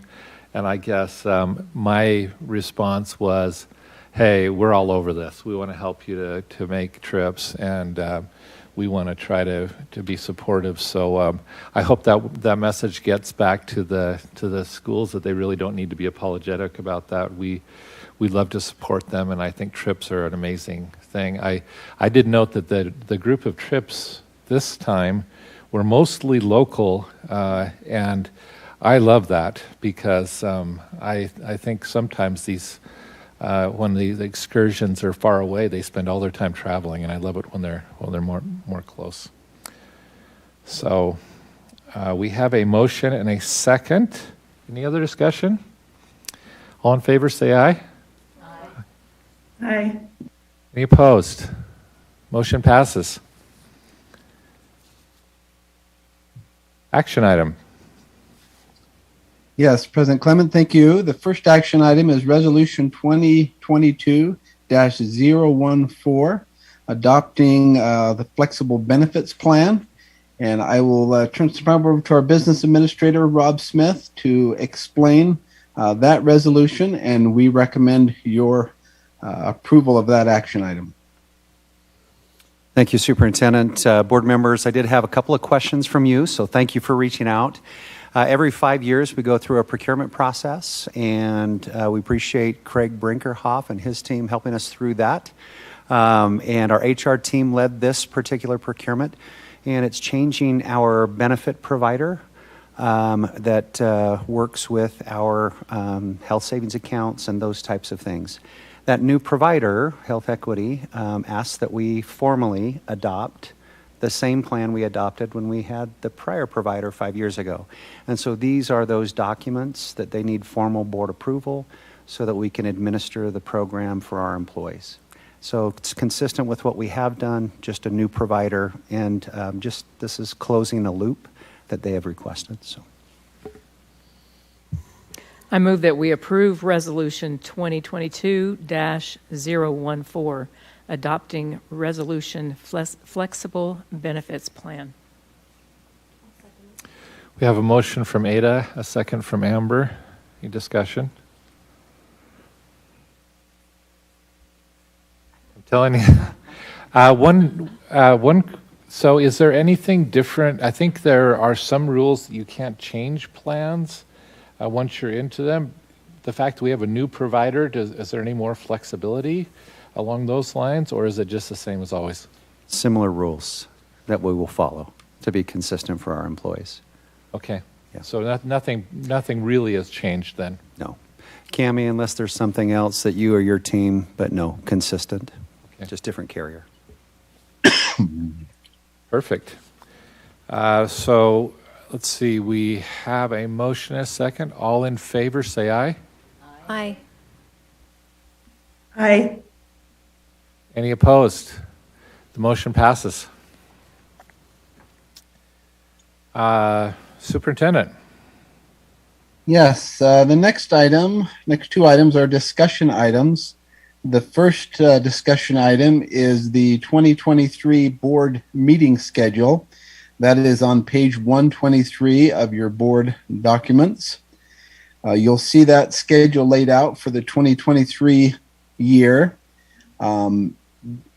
The schools to be recognized are not listed. We wanted to, with board elections and a change possibly in board positions at the beginning of the year, Rhonda Mortensen and I discussed just leaving that open at this point, and the schools can be determined as we get closer to those dates.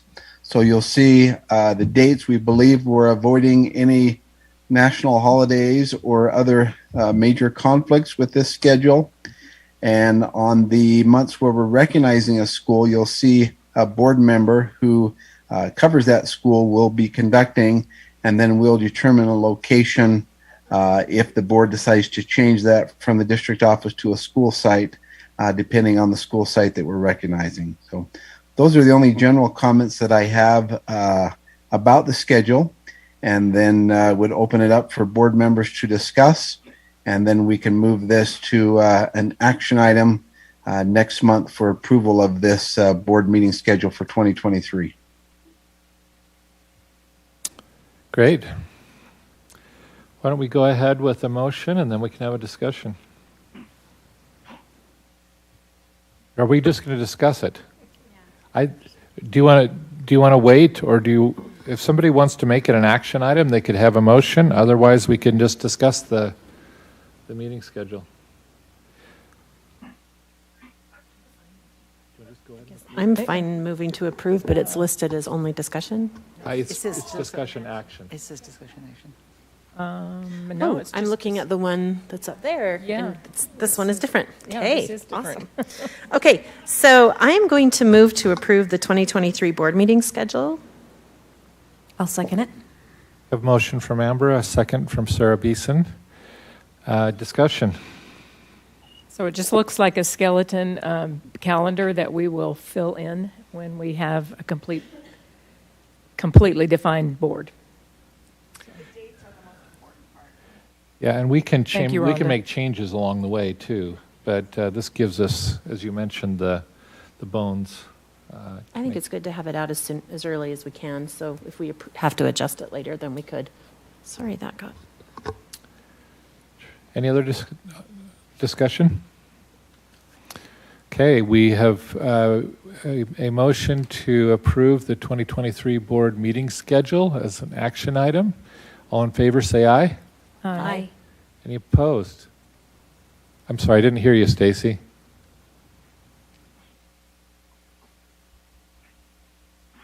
My apologies, aye. Were you an aye? Okay, perfect. The motion passes. Okay, thank you, board members. President Clement, the next item is a discussion item, Policy 6161, as you mentioned earlier, as indicated in a public comment, the selection and adoption of instructional materials. We're in the process of rewriting that policy. I appreciate Kimberly Bird, Executive Director of Internal Relations and Operations, who works with our policy committee, the board members that serve on that committee. It has been a busy summer adjusting to and becoming aware of House Bill 374 and those expectations. And I'll invite Kimberly Bird to come to the podium to answer any questions that board members have. You received some initial work on that policy, and we will open it up for discussion. Okay, can I give a little bit of background before the discussion that might answer some questions? And I'm so glad Natalie brought up some of her comments, because the first thing I want to do is thank our parents who have brought to attention materials that have been found. It's concerning to us as well. I know of your work that you did at your child's school with your school administrator, and our superintendent intentionally put a team together to begin an internal audit of our library materials this summer. So again, thankful for our parents, for their input, for their attention to that. And Natalie, specifically, I'm glad you're here tonight, and thank you for your care and concern. Then I can see others in the audience. We had an internal library material committee that did the audit. And these are people who, they have summer plans as well, but they accepted gladly an opportunity to work on this committee. They represented K-12 spectrum. We also had district officials. So Valen Thomas organized this committee. Grateful for him. And then we've got Stephanie Jones. I almost said Sarah. I don't know why I keep doing that, but Stephanie Jones, she's here. She'll be moving into a new position who will facilitate our library programs, media specialist, and thank you for being here tonight as well. They've spent three particular separate day meetings this summer reviewing, I want to say 275 books that were identified from parent concerns. So that's where we initiated our internal audit. But our audit went even broader. We wanted to make sure that we understood our procurement, or the way we select materials. Natalie also mentioned that. It's important for us to learn from a process that was based in good intention, but how things have gotten through or slipped through. So procurement was another critical thing. So an audit, procurement, and then guidelines for how do we move forward? How do we now from here on out select materials that have been through a process that's founded in good guiding principles. So over there's Valen. So thanks for being here. So I'm going to give you some initial stats from their audit. Findings are being published, and it'll be shared with you as a board, and you guys can direct us on how you would like that published to our parents. But of the titles that were reviewed, 52 were found by this committee to contain sensitive material, and they do not have literary merit.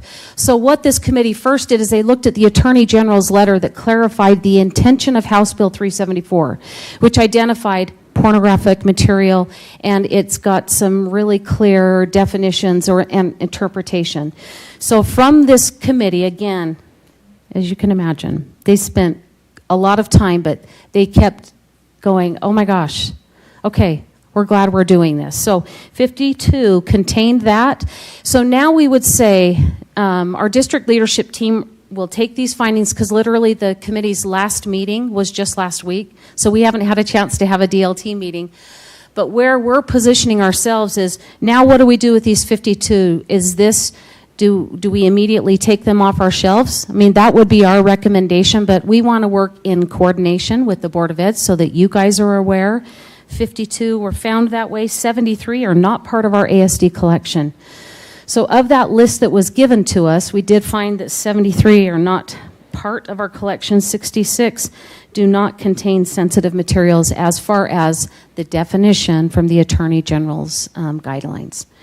There are 32 titles that our committee said we need to do further study. And this would be one that we would now take through that robust, we're going to read from cover to cover, because there is literary merit in 32 of the titles, so they don't want to go off of a basic one excerpt. They found some struggle within their committee findings, so we don't have a response yet on 32 of the titles. That's just a quick overview. Again, it's not our official published findings, but I wanted to give you some stats that have been generated from this committee, who's been working very hard. In addition to that, our policy committee began rewriting instructional materials policy in the fall, but we heard that there would be legislation in the upcoming session that would be addressing this. So we put a hold, and you probably saw how we addressed it with the public. We said, under revision. And it held that way for quite some time. We were fearful of rewriting a policy that we didn't know how it was going to be guided, if the legislature was going to be go one way or another. And ours was very outdated. It was 1980s is where it was sitting, and we knew that we needed to do a rewrite. But it still did fairly well. But we had some problems. So we have done, and we formed a subcommittee that involved DCC parents, teachers, curriculum, principals, district officials, and we began initial work on how we would structure instructional materials into a policy. We then submitted that, once the legislation came out, to legal counsel, knowing that our legal counsel at that time also works with the state USBA on model policy. And we knew that he would have a really good eye on where that was landing there at the state. We also felt pressure in June to say we can't wait for every single committee and group to finish. In fact, we got the second letter of clarification from the Attorney General on June 1st. So as you can see, we've had a very short window, but we've been pretty intense on going after it. The state school board met on the 30th of June, but they did not finish their review. But we are not waiting for that at this time, because we can go back and edit policy anytime. We feel like if we needed to get something into discussion today so that we could have hopefully something ironed out for August, and then we can begin training principals, librarians, teachers, anyone who deals with curriculum, and our parents. We feel like we're under a tight timeline, and for us to wait for it to be perfect, we just didn't want to go there. We want to be best set up for success and making sure we've got some things identified in our schools and libraries, and then we'll move on from there, because this internal audit was library. We haven't even gone into the classroom, and we need to teach teachers and school administrators on how materials are sitting in our classrooms and how they're selected. So this is a big one. This is not an easy policy, but it's one that we think is in an okay position to discuss, and then we'll iron out for August. So let me see if I hit all the parts. Internal audit, thanking the committee, thanking our parents, and then our policy. We have here, David's got it up on the screen. It started in the high 20s. We've got it down to 19 point something. So what we did is we condensed some of the definitions that clearly described some words that are identified in the Attorney General's letter. We just said if you want a full definition, you can go to the state statute to see it. So we tried to limit it that way. But you can see it's a pretty robust policy statement because we're talking instructional materials plus library materials. Plus, how do you review and challenge something? How do you review it for your own child? And is there a process? Because I think it's so egregious that it should be for all children. And you'll find that in sections 7 and 8. We want to address things on the most informal level with the parent who brings concern to the teacher to say, you know what, this doesn't feel right. I don't want my child exposed to this. I want an alternative method. That's where we want to resolve it, either with the teacher, with the librarian, with our school administrator. That's probably sections 1 through 6. When you get into 7 and 8, that's saying, you know what, I don't just want it removed from my child, but this is significant enough that I want it removed for all children, both in the classroom and also in the libraries. That's section 7 and 8. That's kind of how it's sitting. Now, I want you to know I got one more piece of feedback today that we're going to have to put somewhere in the policy as well, and it has to do with being more clear about online materials. Grateful for Blaine Edmonds, Darren Draper, who have scanned this initial draft, and although we do have a component of it, it isn't bringing it out there to say, no, we're in 2022. Most of our teachers are using online materials, and therefore we need to have a specific process. So we do see ourselves adding another section or a possible clarification there so that people understand. Now, 95% of our secondary teachers are using Canvas. And you guys might say, well, that's not instructional material, it's just functionality. Actually, Canvas does have a portion of curriculum materials within it. So that's why I appreciate that Blaine was like, oh no, let's get this out. And I said, good thing it's only discussion today. So we'll get another section added there. In elementary, 75% of our 4th through 6th grade teachers are using Google Classroom. It too has a component of instructional materials. This is good that we're doing this because it automatically alerts parents. If parents sign up for their observation tab with Canvas or with Google, they can just use their child's password on the 4th through 6th grade. But you can see whenever a teacher is making a change to what they disclosed in their syllabus or their disclosure document. So we like the idea of adding this section so that when we say, if teachers are going to make a change to their curriculum that's different than what they put in their disclosure document or syllabus, those that are using Canvas or Google Classroom, they have an alert system if the parents sign up for it. So it's just another way to make parents get, they can see what's going on, they'll get an email, and they can see those changes. With that said, now bring on all the discussion, and we'll take good notes. Okay, so I'll start. I have a whole list.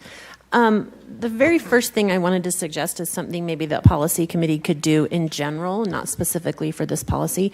I know that this policy is heavily drawing on state code. The problem is for those of us that are not on policy committee and haven't been part of those discussions, I don't know which parts are state code and which parts are not state code. So if I have question about can we change this wording, can we change this language, if it's state code, we really can't. So maybe when we're in draft form for policies, state code could be in another color, state code could be, I don't know, something. Show me a part, because this is the most heavy state code noted policy we've ever done. Do you see? It right. says Utah okay. So 53G-10-103 section 3. Right. And that's what I'm meaning. So I don't know, but I don't know which. I mean, is the whole thing is not state code? I think, for example, so here's. Let me the flip to four-point definition of what constitutes pornography is probably an example, correct? Of the Attorney General's letter. Yeah.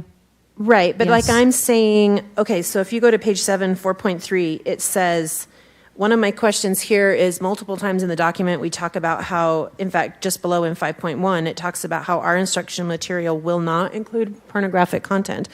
But then in 4.3, it says whether or not an item of classroom material contains pornographic material, a parent may timely, so to me, I don't love the whether or not, because that says a parent has brought something to us that they think is indecent or pornographic, and we're saying, well, let me see if it does or not first. And then we'll, do you see what I'm saying? So I would prefer that to say something of like, regardless of if an item, then a parent, because I realize what you're trying to say here is, you can have something evaluated regardless of whether or not the problem with the book is pornography. Like if the problem with the book is something other than pornography, you can still have the book evaluated. So I don't love that phrasing, but now I don't know, did that phrasing come straight from state code or was that our phrasing? Yeah, so we partner with parents. So if a parent says they don't want their child to participate in the SHARP survey, that's not a piece of material specific to say, oh, it's got pornography, but it might ask questions that they don't feel comfortable with. So regardless of it having pornography in it, we are saying a parent has the right to say, I don't want my child to participate. So what my question is, and to go back to this as something maybe to do in general, I don't love the whether or not phrasing, but I don't know, is that phrasing state code or is that our phrasing? Because if it's state code, then it doesn't matter what I think. We can't change it. You know, like I can't come to you and say, I don't think pornography should be defined that way. I think it should be defined this way because that's how state code is defining it. But if I don't love whether or not, can I push for a change there? Is that our wording or is that, do you see what I'm saying? So I don't know the difference in this document. I don't know what state code and what is available to be changed. That makes sense. And I like your word of regardless. Okay. Yeah. So now I have lots of questions. I'm assuming, okay, so starting on page 2 with bullet number 8, I'm assuming that this is all, everything in these definitions is copied and pasted from state code.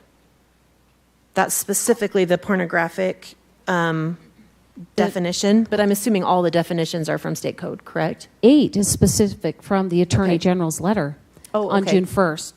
That's the clarification that said it doesn't need to be all, it's any of these.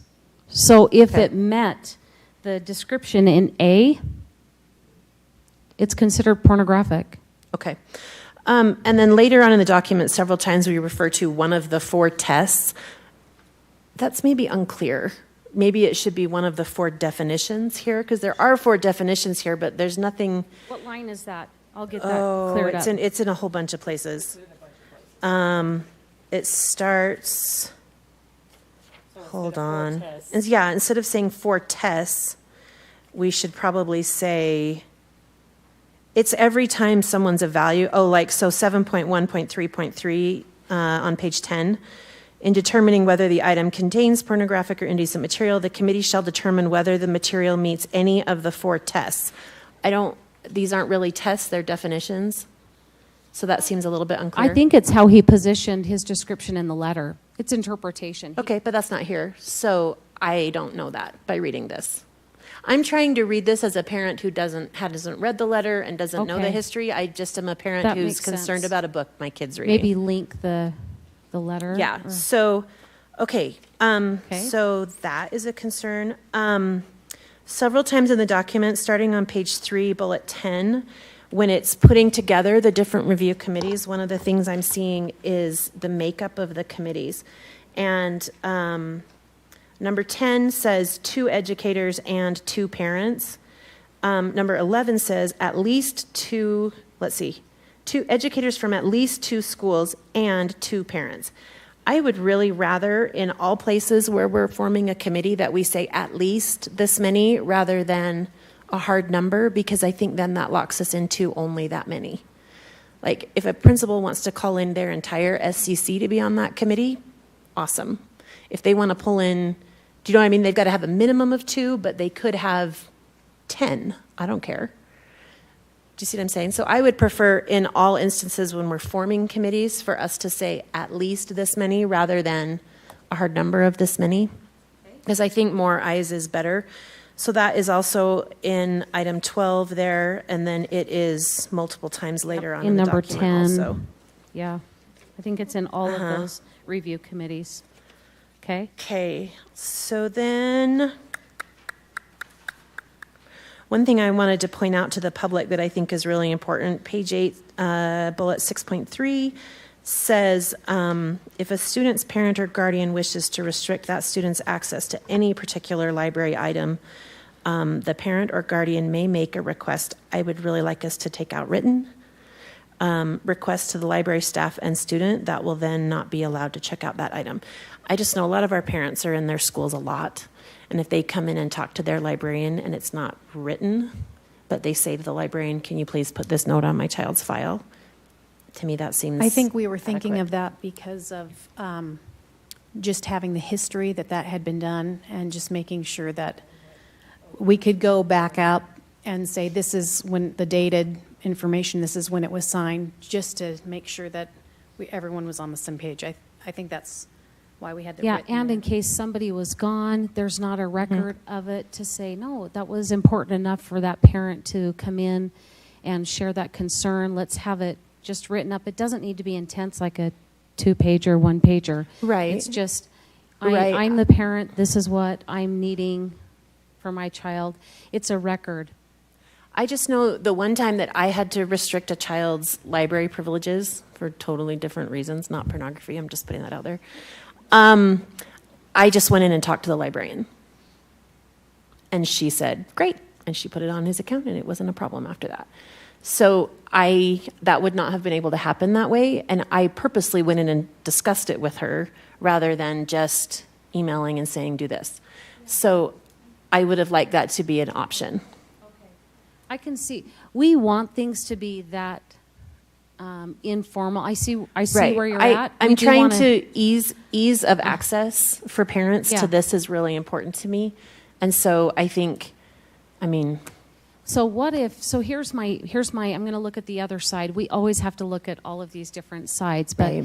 what if a parent came in, I'm sure it doesn't happen, but if it did, if a parent came in and said, I spoke to the librarian and I told that person that my child could not do this, and the librarian says, that's never happened. Where's the record? I just want to make sure that there's a backup for the parent, for the child, for the teacher, for the employee.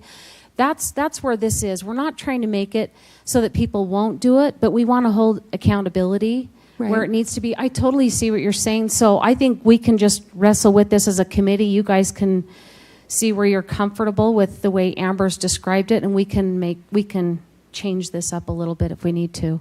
The policy says may, doesn't say shall. So there's a little bit of wiggle room there. Okay.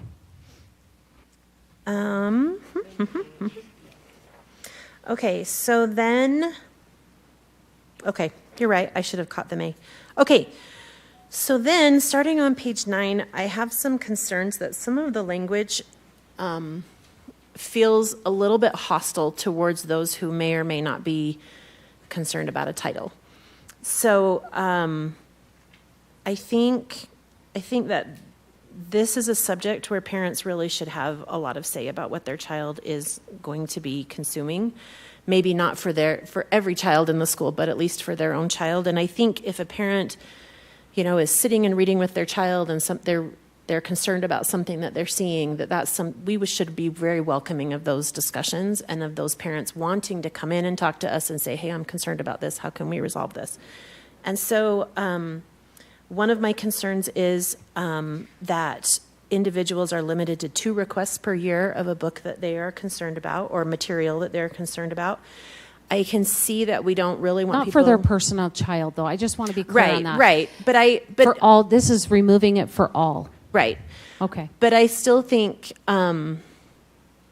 maybe I recognize that someone, and I think it's important that someone needs to read the whole work or, look at the entire material before they file their request.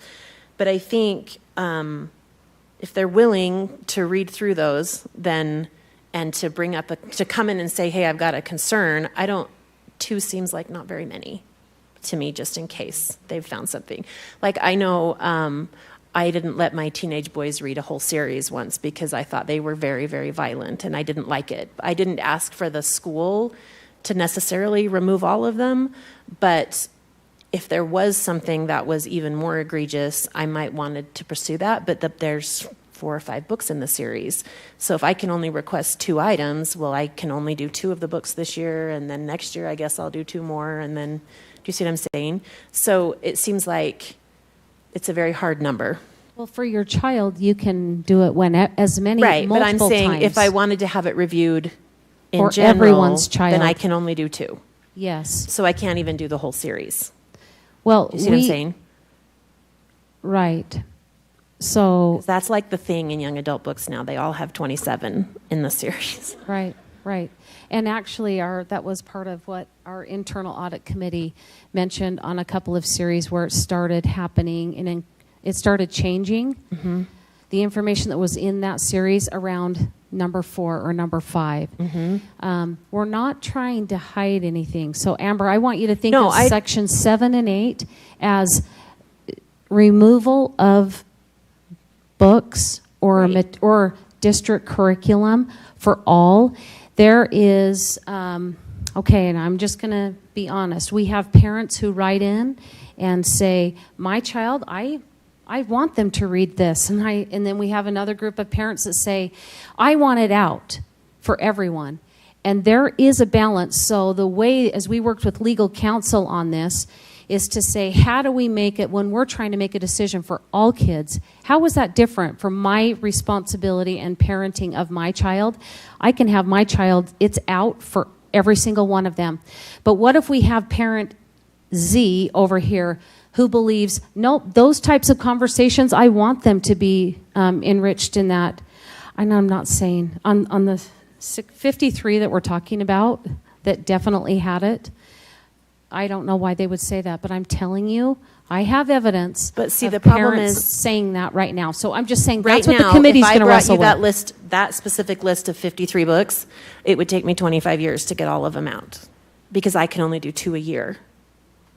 So to me, it seems like, I mean, I can see maybe you only have a certain number of active requests or something, and when those have Okay. been resolved, then you could do another one or. Another part of that, too, what the committee was wrestling with, and Ada and Sarah can talk about this as well, is trying to really find that delicate balance of, because of course we want parents to say if there is a book in a classroom that they don't feel comfortable with, or a book in a library, that if it has to do with their child, there's just hardly any questions asked. It's, I don't want this for my child, and then the teacher provides an option, another option for that child. Where it got sticky is as we were thinking about these future committees that will be review committees at schools, they won't necessarily be like a community council where it's always there. It will only be set up as needed as reviews come along. And trying to be cognizant of the time of administrators and teachers and parents that would be on that committee. And so we were trying to find the right balance of, there are books, and we have a plethora right now that have been reviewed, but in the future to say if we can just have, parents have the 2, then we can take the appropriate amount of time, because that's the key here, is that this isn't a drive-through conversation.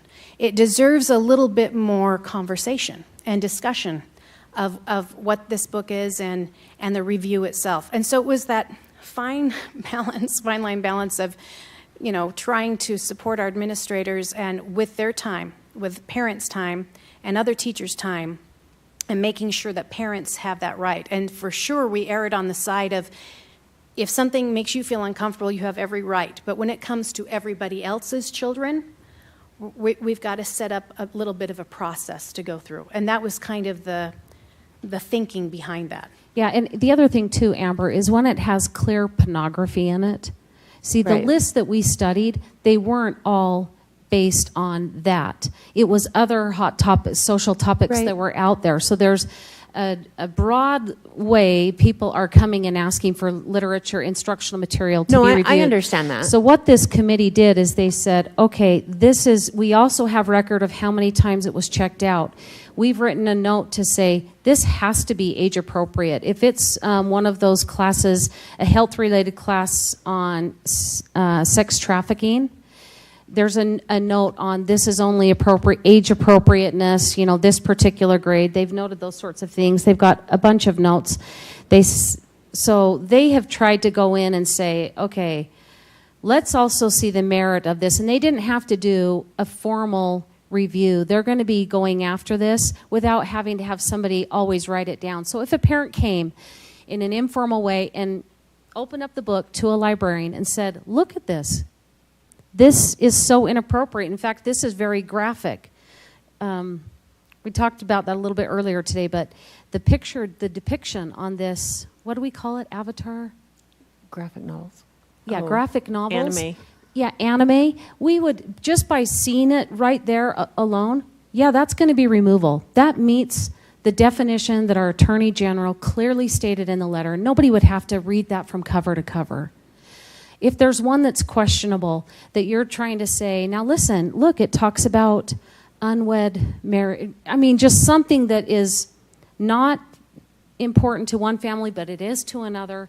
Those are the ones that have got to be cover to cover read, and there will be a limit of 2 per year. I went and searched other districts as well. They have limited the number of challenges as well. I only looked at 2 districts though, Canyons and Davis. Neither of them have done the rewrite of their policies since the June 1st letter. So anyway, it's a tough one, and I think that your discussion is good. We're going to have it. We'll set up another committee meeting. I just think,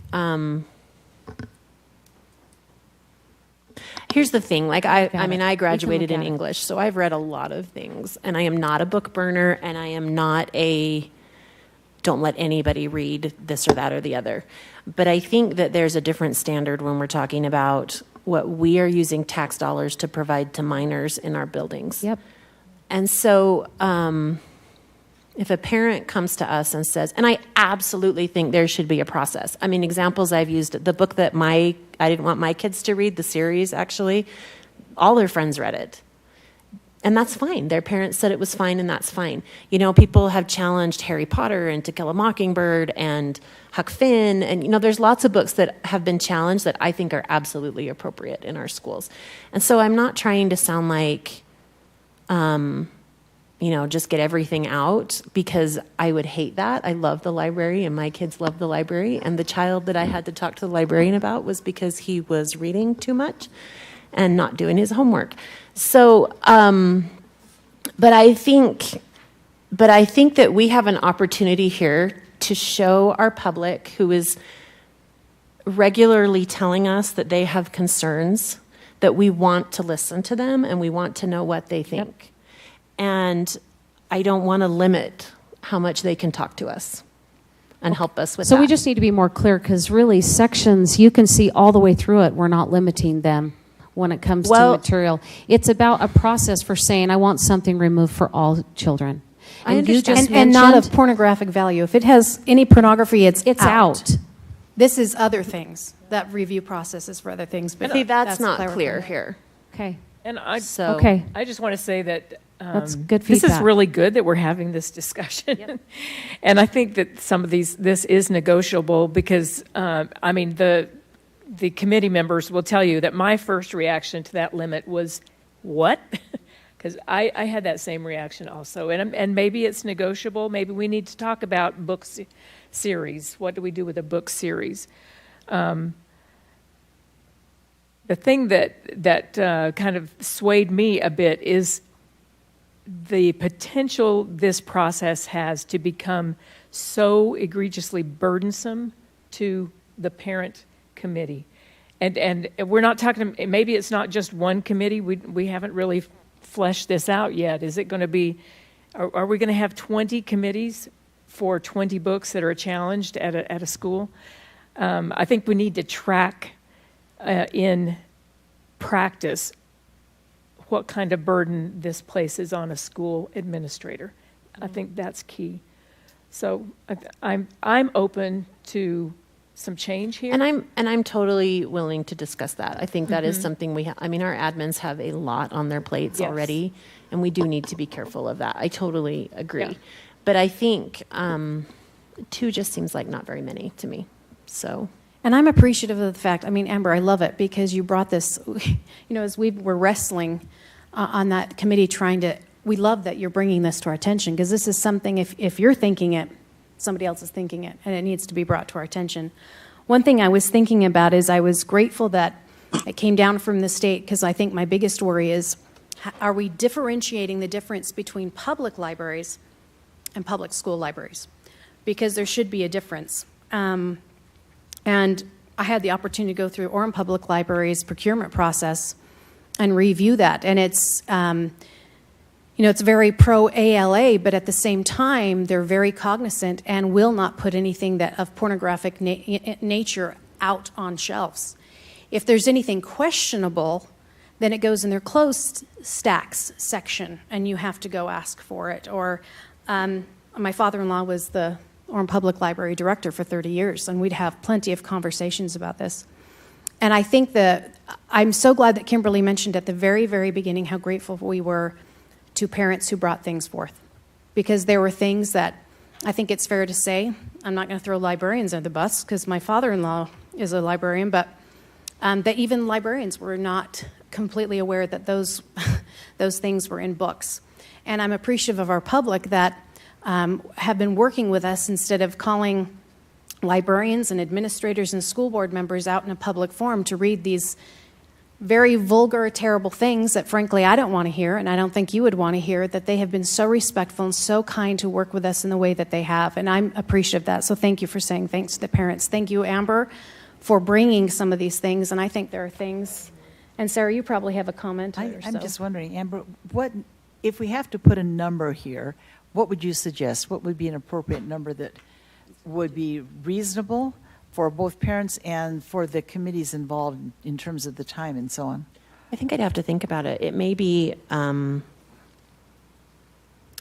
that the definition of request even needs to be changed, because like I said, if there's a whole series of books that are all, what I have found, because when my kids were younger, I used to read everything that they read because I was worried about what was in it, right? And then they got a little wiser in how they were making choices, and I've kind of cut back. But what I would find a lot in the books they would read is the first book's fine, then the second book got like a little bit iffy, and then the third book got a lot more iffy, and by book 4, I'm like, yeah, you can't read this series. And so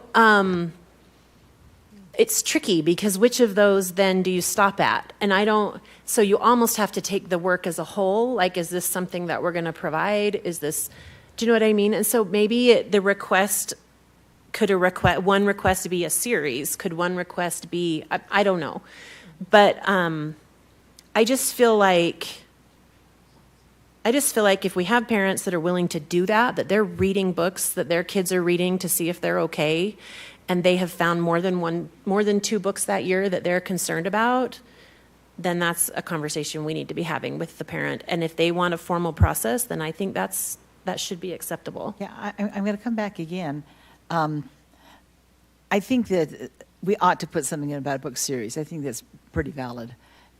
Because I've noticed the same thing. Sometimes it gets worse and worse and darker, yeah, and more violent. So we'll in committee we'll talk about that. Let's assume for just this, for this policy, that would be one request. Well, and then you think too, like I had 7 children in our K-12 schools. I had 5 kids at an elementary school at one point. So I only get 2 requests. So if I have I only get 2 requests at that school now. So my 5 kids, I'm going to only choose for sure. I just think 2 isn't very many. Okay, so why don't you come up with a number that you think would be appropriate and usable, and let someone on the committee know so that we can kind of wrestle with that. I mean, if your number is 5 or 7 or whatever it is. Mm-hmm. But there's also another thing, too, is that very often in a classroom, if one parent doesn't like a book, they may talk to another parent and say, you know what, I've had my 2 requests in this year. What do you think about this? Oh, you agree? Well, then would you request it? I mean, there's nothing that says you can't work with other people to bring those books to the forefront. Let's take just a second. That feels like hoop jumping. And Stacy wanted to jump in. Okay, I have one more when Stacy's done. Okay. Okay, I have all sorts of thoughts, but I'm going to address the one that Sarah just said. The last thing I want to do is to make more work for people. So I exhausted my 2 options, and now I got to go find another parent, right? That feels kind of disingenuous to me. So I definitely don't like that. And I absolutely, Amber and I had a conversation earlier about code. And so I just want to say that I echo her. her comments there, that it's really hard to read through things, and maybe some of the feedback I'm going to give, Kimberly's and say, oh, that's actually in code. So it would be really helpful, especially for a very long policy like this one, to know what part has to be there, what things are our words. I think we can mitigate a lot of questions if we know where that's coming from. But also I also have a really big challenge. I don't want to say issue or problem, but I do. I don't want to limit parents. And the last thing I want to do is to make more work for librarians that they don't have time to do. But I also am never going to tell a parent that they only have 2 chances to bring up books that they feel aren't acceptable. And so I don't know that I want to put a hard number on it. I think the number of people who are going to come forth with, 120 reviews, I don't think it's going to be a lot of people. So for me, I would prefer to leave that open-ended. And if it gets to a point where school's like, you know what, we really cannot handle the bandwidth of requests, then okay, then let's revisit it. But I am not comfortable at all saying you only have 2 requests per year. So I'm appreciative to all those who put this together, but I don't want to shut anyone down or make them feel like they have to jump through hoops just to get things looked at. Thank you. Yeah, I think we need to remember that the 2 requests applies to a district-wide removal of a book. Or a school-wide removal, or a library book. Or instructional materials, because 7 results in the 7, 8 is the library materials. Those are full, and I just don't want to be misrepresented that parents can do for their child's material ad nauseum. Okay, I understand over that over really over. clearly. Just to be clear with that, I get it, that it's for, you can do however many you want for your own child. But if somebody is looking at other things, not everybody is going to want to jump on and read a whole bunch of books. So if you have a parent who has looked through multiple things, especially in a series or whatever, I'm not going to stop them, because you know what, there may be 10 other parents who would feel the same way. And because of whatever their schedule and personal life looks like, they don't have the time to do it. So I very much understand what you're saying. And I'm still saying that I respectfully disagree. Thank you, Stacy. Before you jump to your next item, I kind of felt the same way that Amber did about this section. I wonder if we could just, at 7.1, if we could just make a statement there. We really want parent input. We really want to know, but at the same time, we need to be respectful of the committee's time. Something like that kind of provided a little more of a setting for what was happening. I think that might be helpful. Okay, and just to clarify, the 2 requests is listed in here at least 4 times that I just found. Yeah. So I just We think have it's also in district section material, 8. school material, So, classroom anyway. material. Okay, so the next one is at the very beginning in the statement of policy, it says the Alpine School District Board of Education, quote, has the legal responsibility to adopt or approve textbook supplementary materials, instructional materials, including library materials for use in elementary and secondary schools. So I'm also a little bit concerned that in all of these sections, we have limited board members to only be able to advocate about materials in their own schools that they represent. To me, if that is a duty of the Board of Education as a whole, then it shouldn't matter if the parent that's concerned lives in Highland or if they live in Orem. If they have reached out to me to say, hey, I'm concerned about this book in my kid's school, I should be able to say... Will you take me to that page number? Okay, so it's several places. Let me see. So 7.2.1.1.4, a member of the Board of Education who represents the local school board district where the school is located. That's on page 11. Page 15, a member... So 7.2, I'm sorry, I'm just trying to make Nope. sure I'm writing specific Sorry. notes on your feedback. 7.2 what? Sorry, I went over it too fast and then moved. 2.1.4. That's not confusing. Got it? Whoever also said that. Okay, and then it's also in, on page 15, 7.3.1.1.3. Is that better? I think you've got a point there because it is our collective, we say repeatedly we don't have any power as an individual board member, that we only have power as a group. I think you've got to. So that second one says a member of the Board of Education for a classroom or class in a school within the local school board district the board member represents. So again, you can only advocate for books in your area. I just think. Yeah, we can clarify that. Patrick was trying to say, hey, I'm going to put board members in there too so they can be a part of it. It doesn't have to be their child. Yeah. And that was his way of involving the board, because it was first sitting under, you've got to be a parent of a student in the school, an employee, and then he was like, so he called me and he said, can we add board member? And I said, yes, definitely, but we'll clarify that so it doesn't limit you to that specific area. And we may be able to just put you that represent in multiple schools. Yeah, we may just be able to put that in an umbrella statement. Okay. Somewhere I that think we reserve the right. a member of the Board of Education, period, would be fine. Because I think if a parent, I mean, there are lots of reasons why a parent might be more comfortable with a board member that's not their own board member, and they might, raise a concern. So I think that's, and then also in the one that is classroom use only, employees have been, it's not on page 9. I'm sorry, I don't know what number it is. I just remembered that I was concerned about this one too. It does not allow for another employee to be one of the people asking for review. Well, if you were the person that selected it, you'll have a bias, But if you're and an you aide shouldn't in be that on classroom. the review committee. No, it's to ask for a review of the item. Like if I'm an aide in the classroom and I see a book that I'm like, yeah, I don't know if this is a good idea. You're an employee, an aide? Student, parent, hold on, let me find it so I can clarify. Fetch, this is a long policy. Yep. You wanted to include that? While she's looking at, can I just have my comment? No.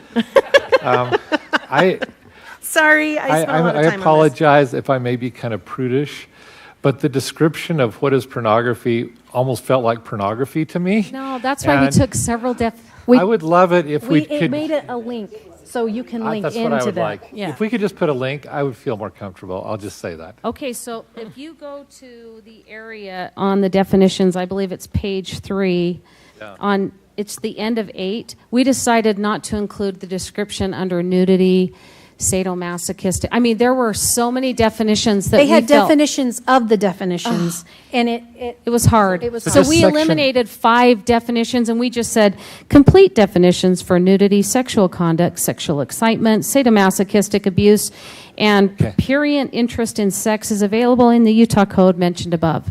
Okay, I found it. So section 8, like A, B, C, D, I think we could just refer to something else. I'm just saying. Oh, I don't think so. I think each I one think of it those needs to be in there. Each one of those has a certain angle that's important. And those are part of the 4 tests.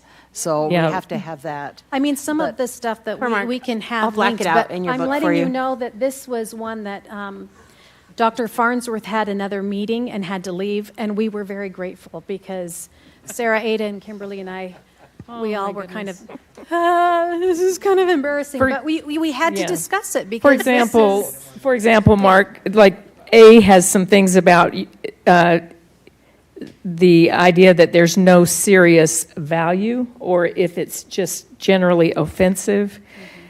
B talks about contemporary community standards. Anyway, those are some examples of why I think we need to keep those. It was so hard. I know. And I don't know. I mean, okay. It's like, okay, we don't want you to do this. Don't take the bean and put it inside your ear. And, it's almost like Actually, it's a little too graphic. We did discuss that. We said this is probably one of the most unusual policy meetings we've ever been to. So we are going to link all of those definitions. We could link the letter from But the I think attorney. we walked Okay. away from the meeting, and I'm just going to say, I think we walked away from our committee meeting feeling happy that, number one, we were partnering with parents. That felt really good. Number 2, that we were on the same page with a lot of the things that were there that were concerning. And number 3, that there was no question that if something has pornographic nature and meets one of those listed criteria, that it's out. And I felt like that was a win for parents, and I feel like we're still in the throngs of trying to work our way through it. But in terms of the pornographic parts, I feel like that was a huge accomplishment. Kimberly, can we kind of scroll the screen so that we're not looking at those definitions? Right there. Thank you. That's David. David had it on that. I found my place. Page 14 under 7.3. So review of classroom materials. Yeah. So 7.3.1.1.1, a student, 1.2, a parent, and then a board member. I think it would be okay for there to be other employees listed there. Where are you at, 7.3? 7.3, because if I'm an aide or I'm and I'm reading with a kid's chosen their, when I go read with kids in schools, they pull their book, their bag of books, and we sit out in the hall and read books, or whatever. There could be a book in there that teacher doesn't know is a problem. Good catch. I don't know why that's missing, because an employee should be. Yeah, that's what I think. So that's why I'm asking that. And then the last place is, like I said, and the whole two things started with this concern. Every once in a while, the language in the document feels just a little bit hostile to people who are asking for a review of something. And I think that our parents that are asking, and our community members that are asking for review, are doing so because they have genuine concern for our students. And so I think that any language that we have that feels like it's putting up barriers or is a little bit hostile is something that we need to review. So also in nearly every section, I'm just going to point out the one on page 9, so 7.1.2.3, says, if the requirements and conditions for review are met, and then it goes down and says the superintendent or designee shall make an initial determination whether the form has been fully completed and the requirements for requesting review have been met. This seems like if you don't have all your T's crossed and all your I's dotted, we're not going to look at it. And I know that's not what we're meaning. Right. But if we could maybe find a way to rephrase that's maybe a little bit more friendly to those that are asking for review, that might be, I think, beneficial. Yeah. It's putting I agree. Yeah. So we'll clear that language up, because really what it is if parents had an unlimited power and they just could come and turn in books that they really didn't know resided in their school's library, for a committee to be brought together to go over each of them having a specific group, that's very time intensive. We would prefer that the parent know that book is here in our library. Now that we've done an audit, we're appreciative. So we've just got to rewrite it so that it reflects how we're feeling, because we are very grateful for it. But we also want to make sure that as we form a committee now, it's not based on one person's bias. There's a committee that's representative. Right. Because now we're saying we're going to remove it for all. We need to have a committee and not just one person who maybe purchased the material or they have a different standard than this person. A committee is who should review it. And then we thought of the frequency of how often the committee would review instructional materials plus library materials. We just didn't want it to be something we couldn't accomplish. So we need to rewrite and clarify it so that it accomplishes what you're saying it was missing for you, but where the intention lied. We'll do that, Amber. Okay. Good, thanks. So that's, I think, the end. Okay. For me. Those were good. And I know, you three have been having this discussion for months, but this is my first they just opportunity. barely got it. We just barely got the draft. So I just need you to know, anyway. This team met after we had policy in June. We didn't get our draft until a week and a half ago. And then we sent it out to you guys. These guys did double time, and they met for 4.5 hours on one day, another hour and a half on the next, last week, just to do an emergency meet so we could get it through to this point. So they haven't had more time, I promise. May I make a couple more observations? And the first one is to your point, Amber, that this kind of has a little bit of a hostile tone. It was written by a lawyer, and so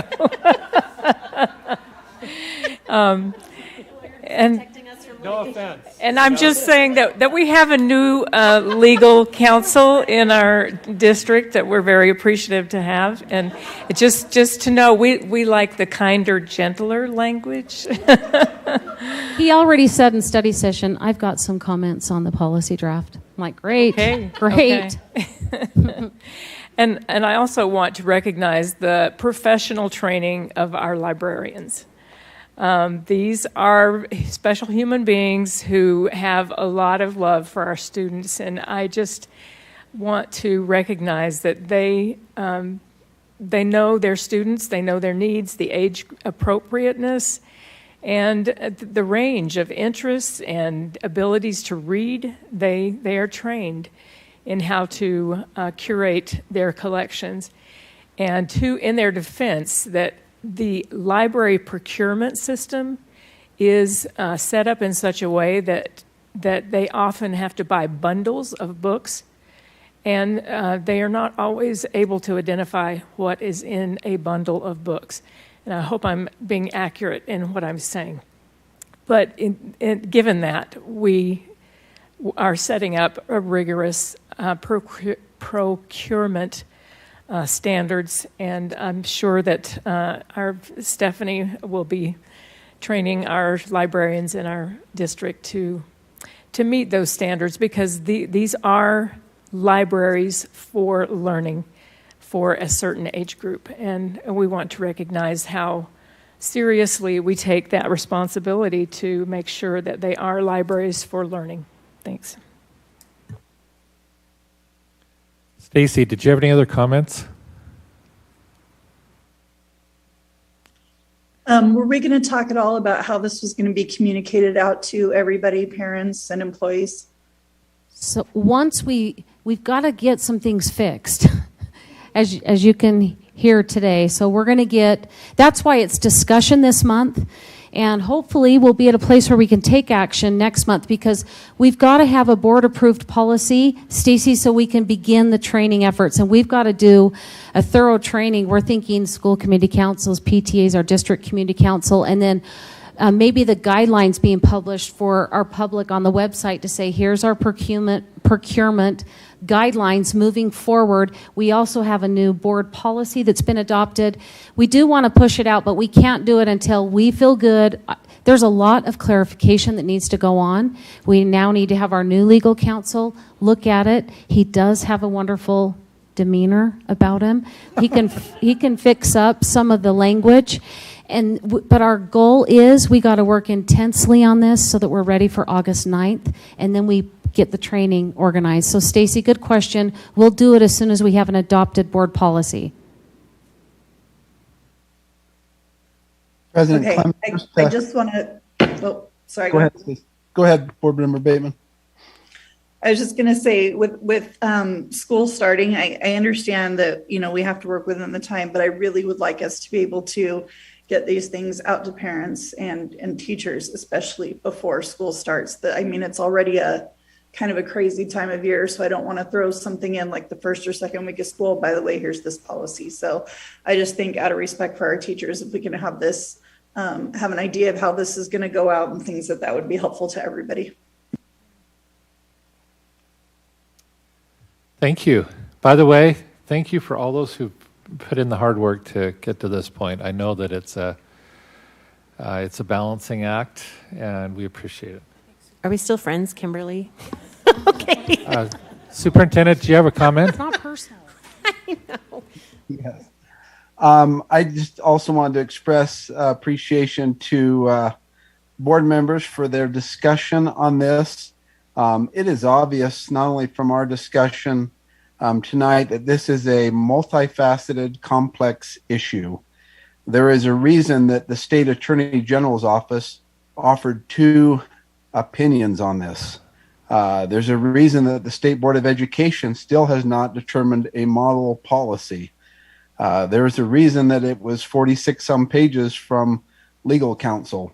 It is complicated. It is multifaceted and challenging. So I appreciate the discussion, and we'll continue to process through this and try and do so in a timely manner so that we can get good information out to our patrons and good information out to our administrators and employees so they know how to act in good faith. I think we all have the same goal. We want our students engaged in appropriate material. And if we can work towards that end and come up with a process for determining that use our local school community councils and other resources to appropriately vet these materials, then we will do our due diligence in providing that opportunity. I appreciate all that have put into work for this. I know in our state superintendent's meeting, this is a complicated issue that all districts across the state are working with and many nationally. So we hope to learn from others and go forward in good faith and do our best work. So thank you for your discussion and engagement tonight. I appreciate the feedback that was given. And the policy committee will go back to work and take into consideration that feedback and make appropriate adjustments. Thank you. We appreciate that comment. We now have board member and superintendent reports and information items. Does anyone have anything you'd like to report?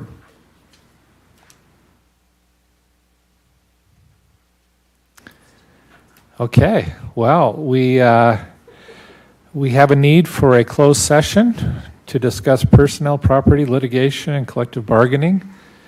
Is there a motion to move into closed session? I move that we go into closed session. Motion from Sarah Hacken. Second. Second from Ada Wilson. We now need a roll call vote.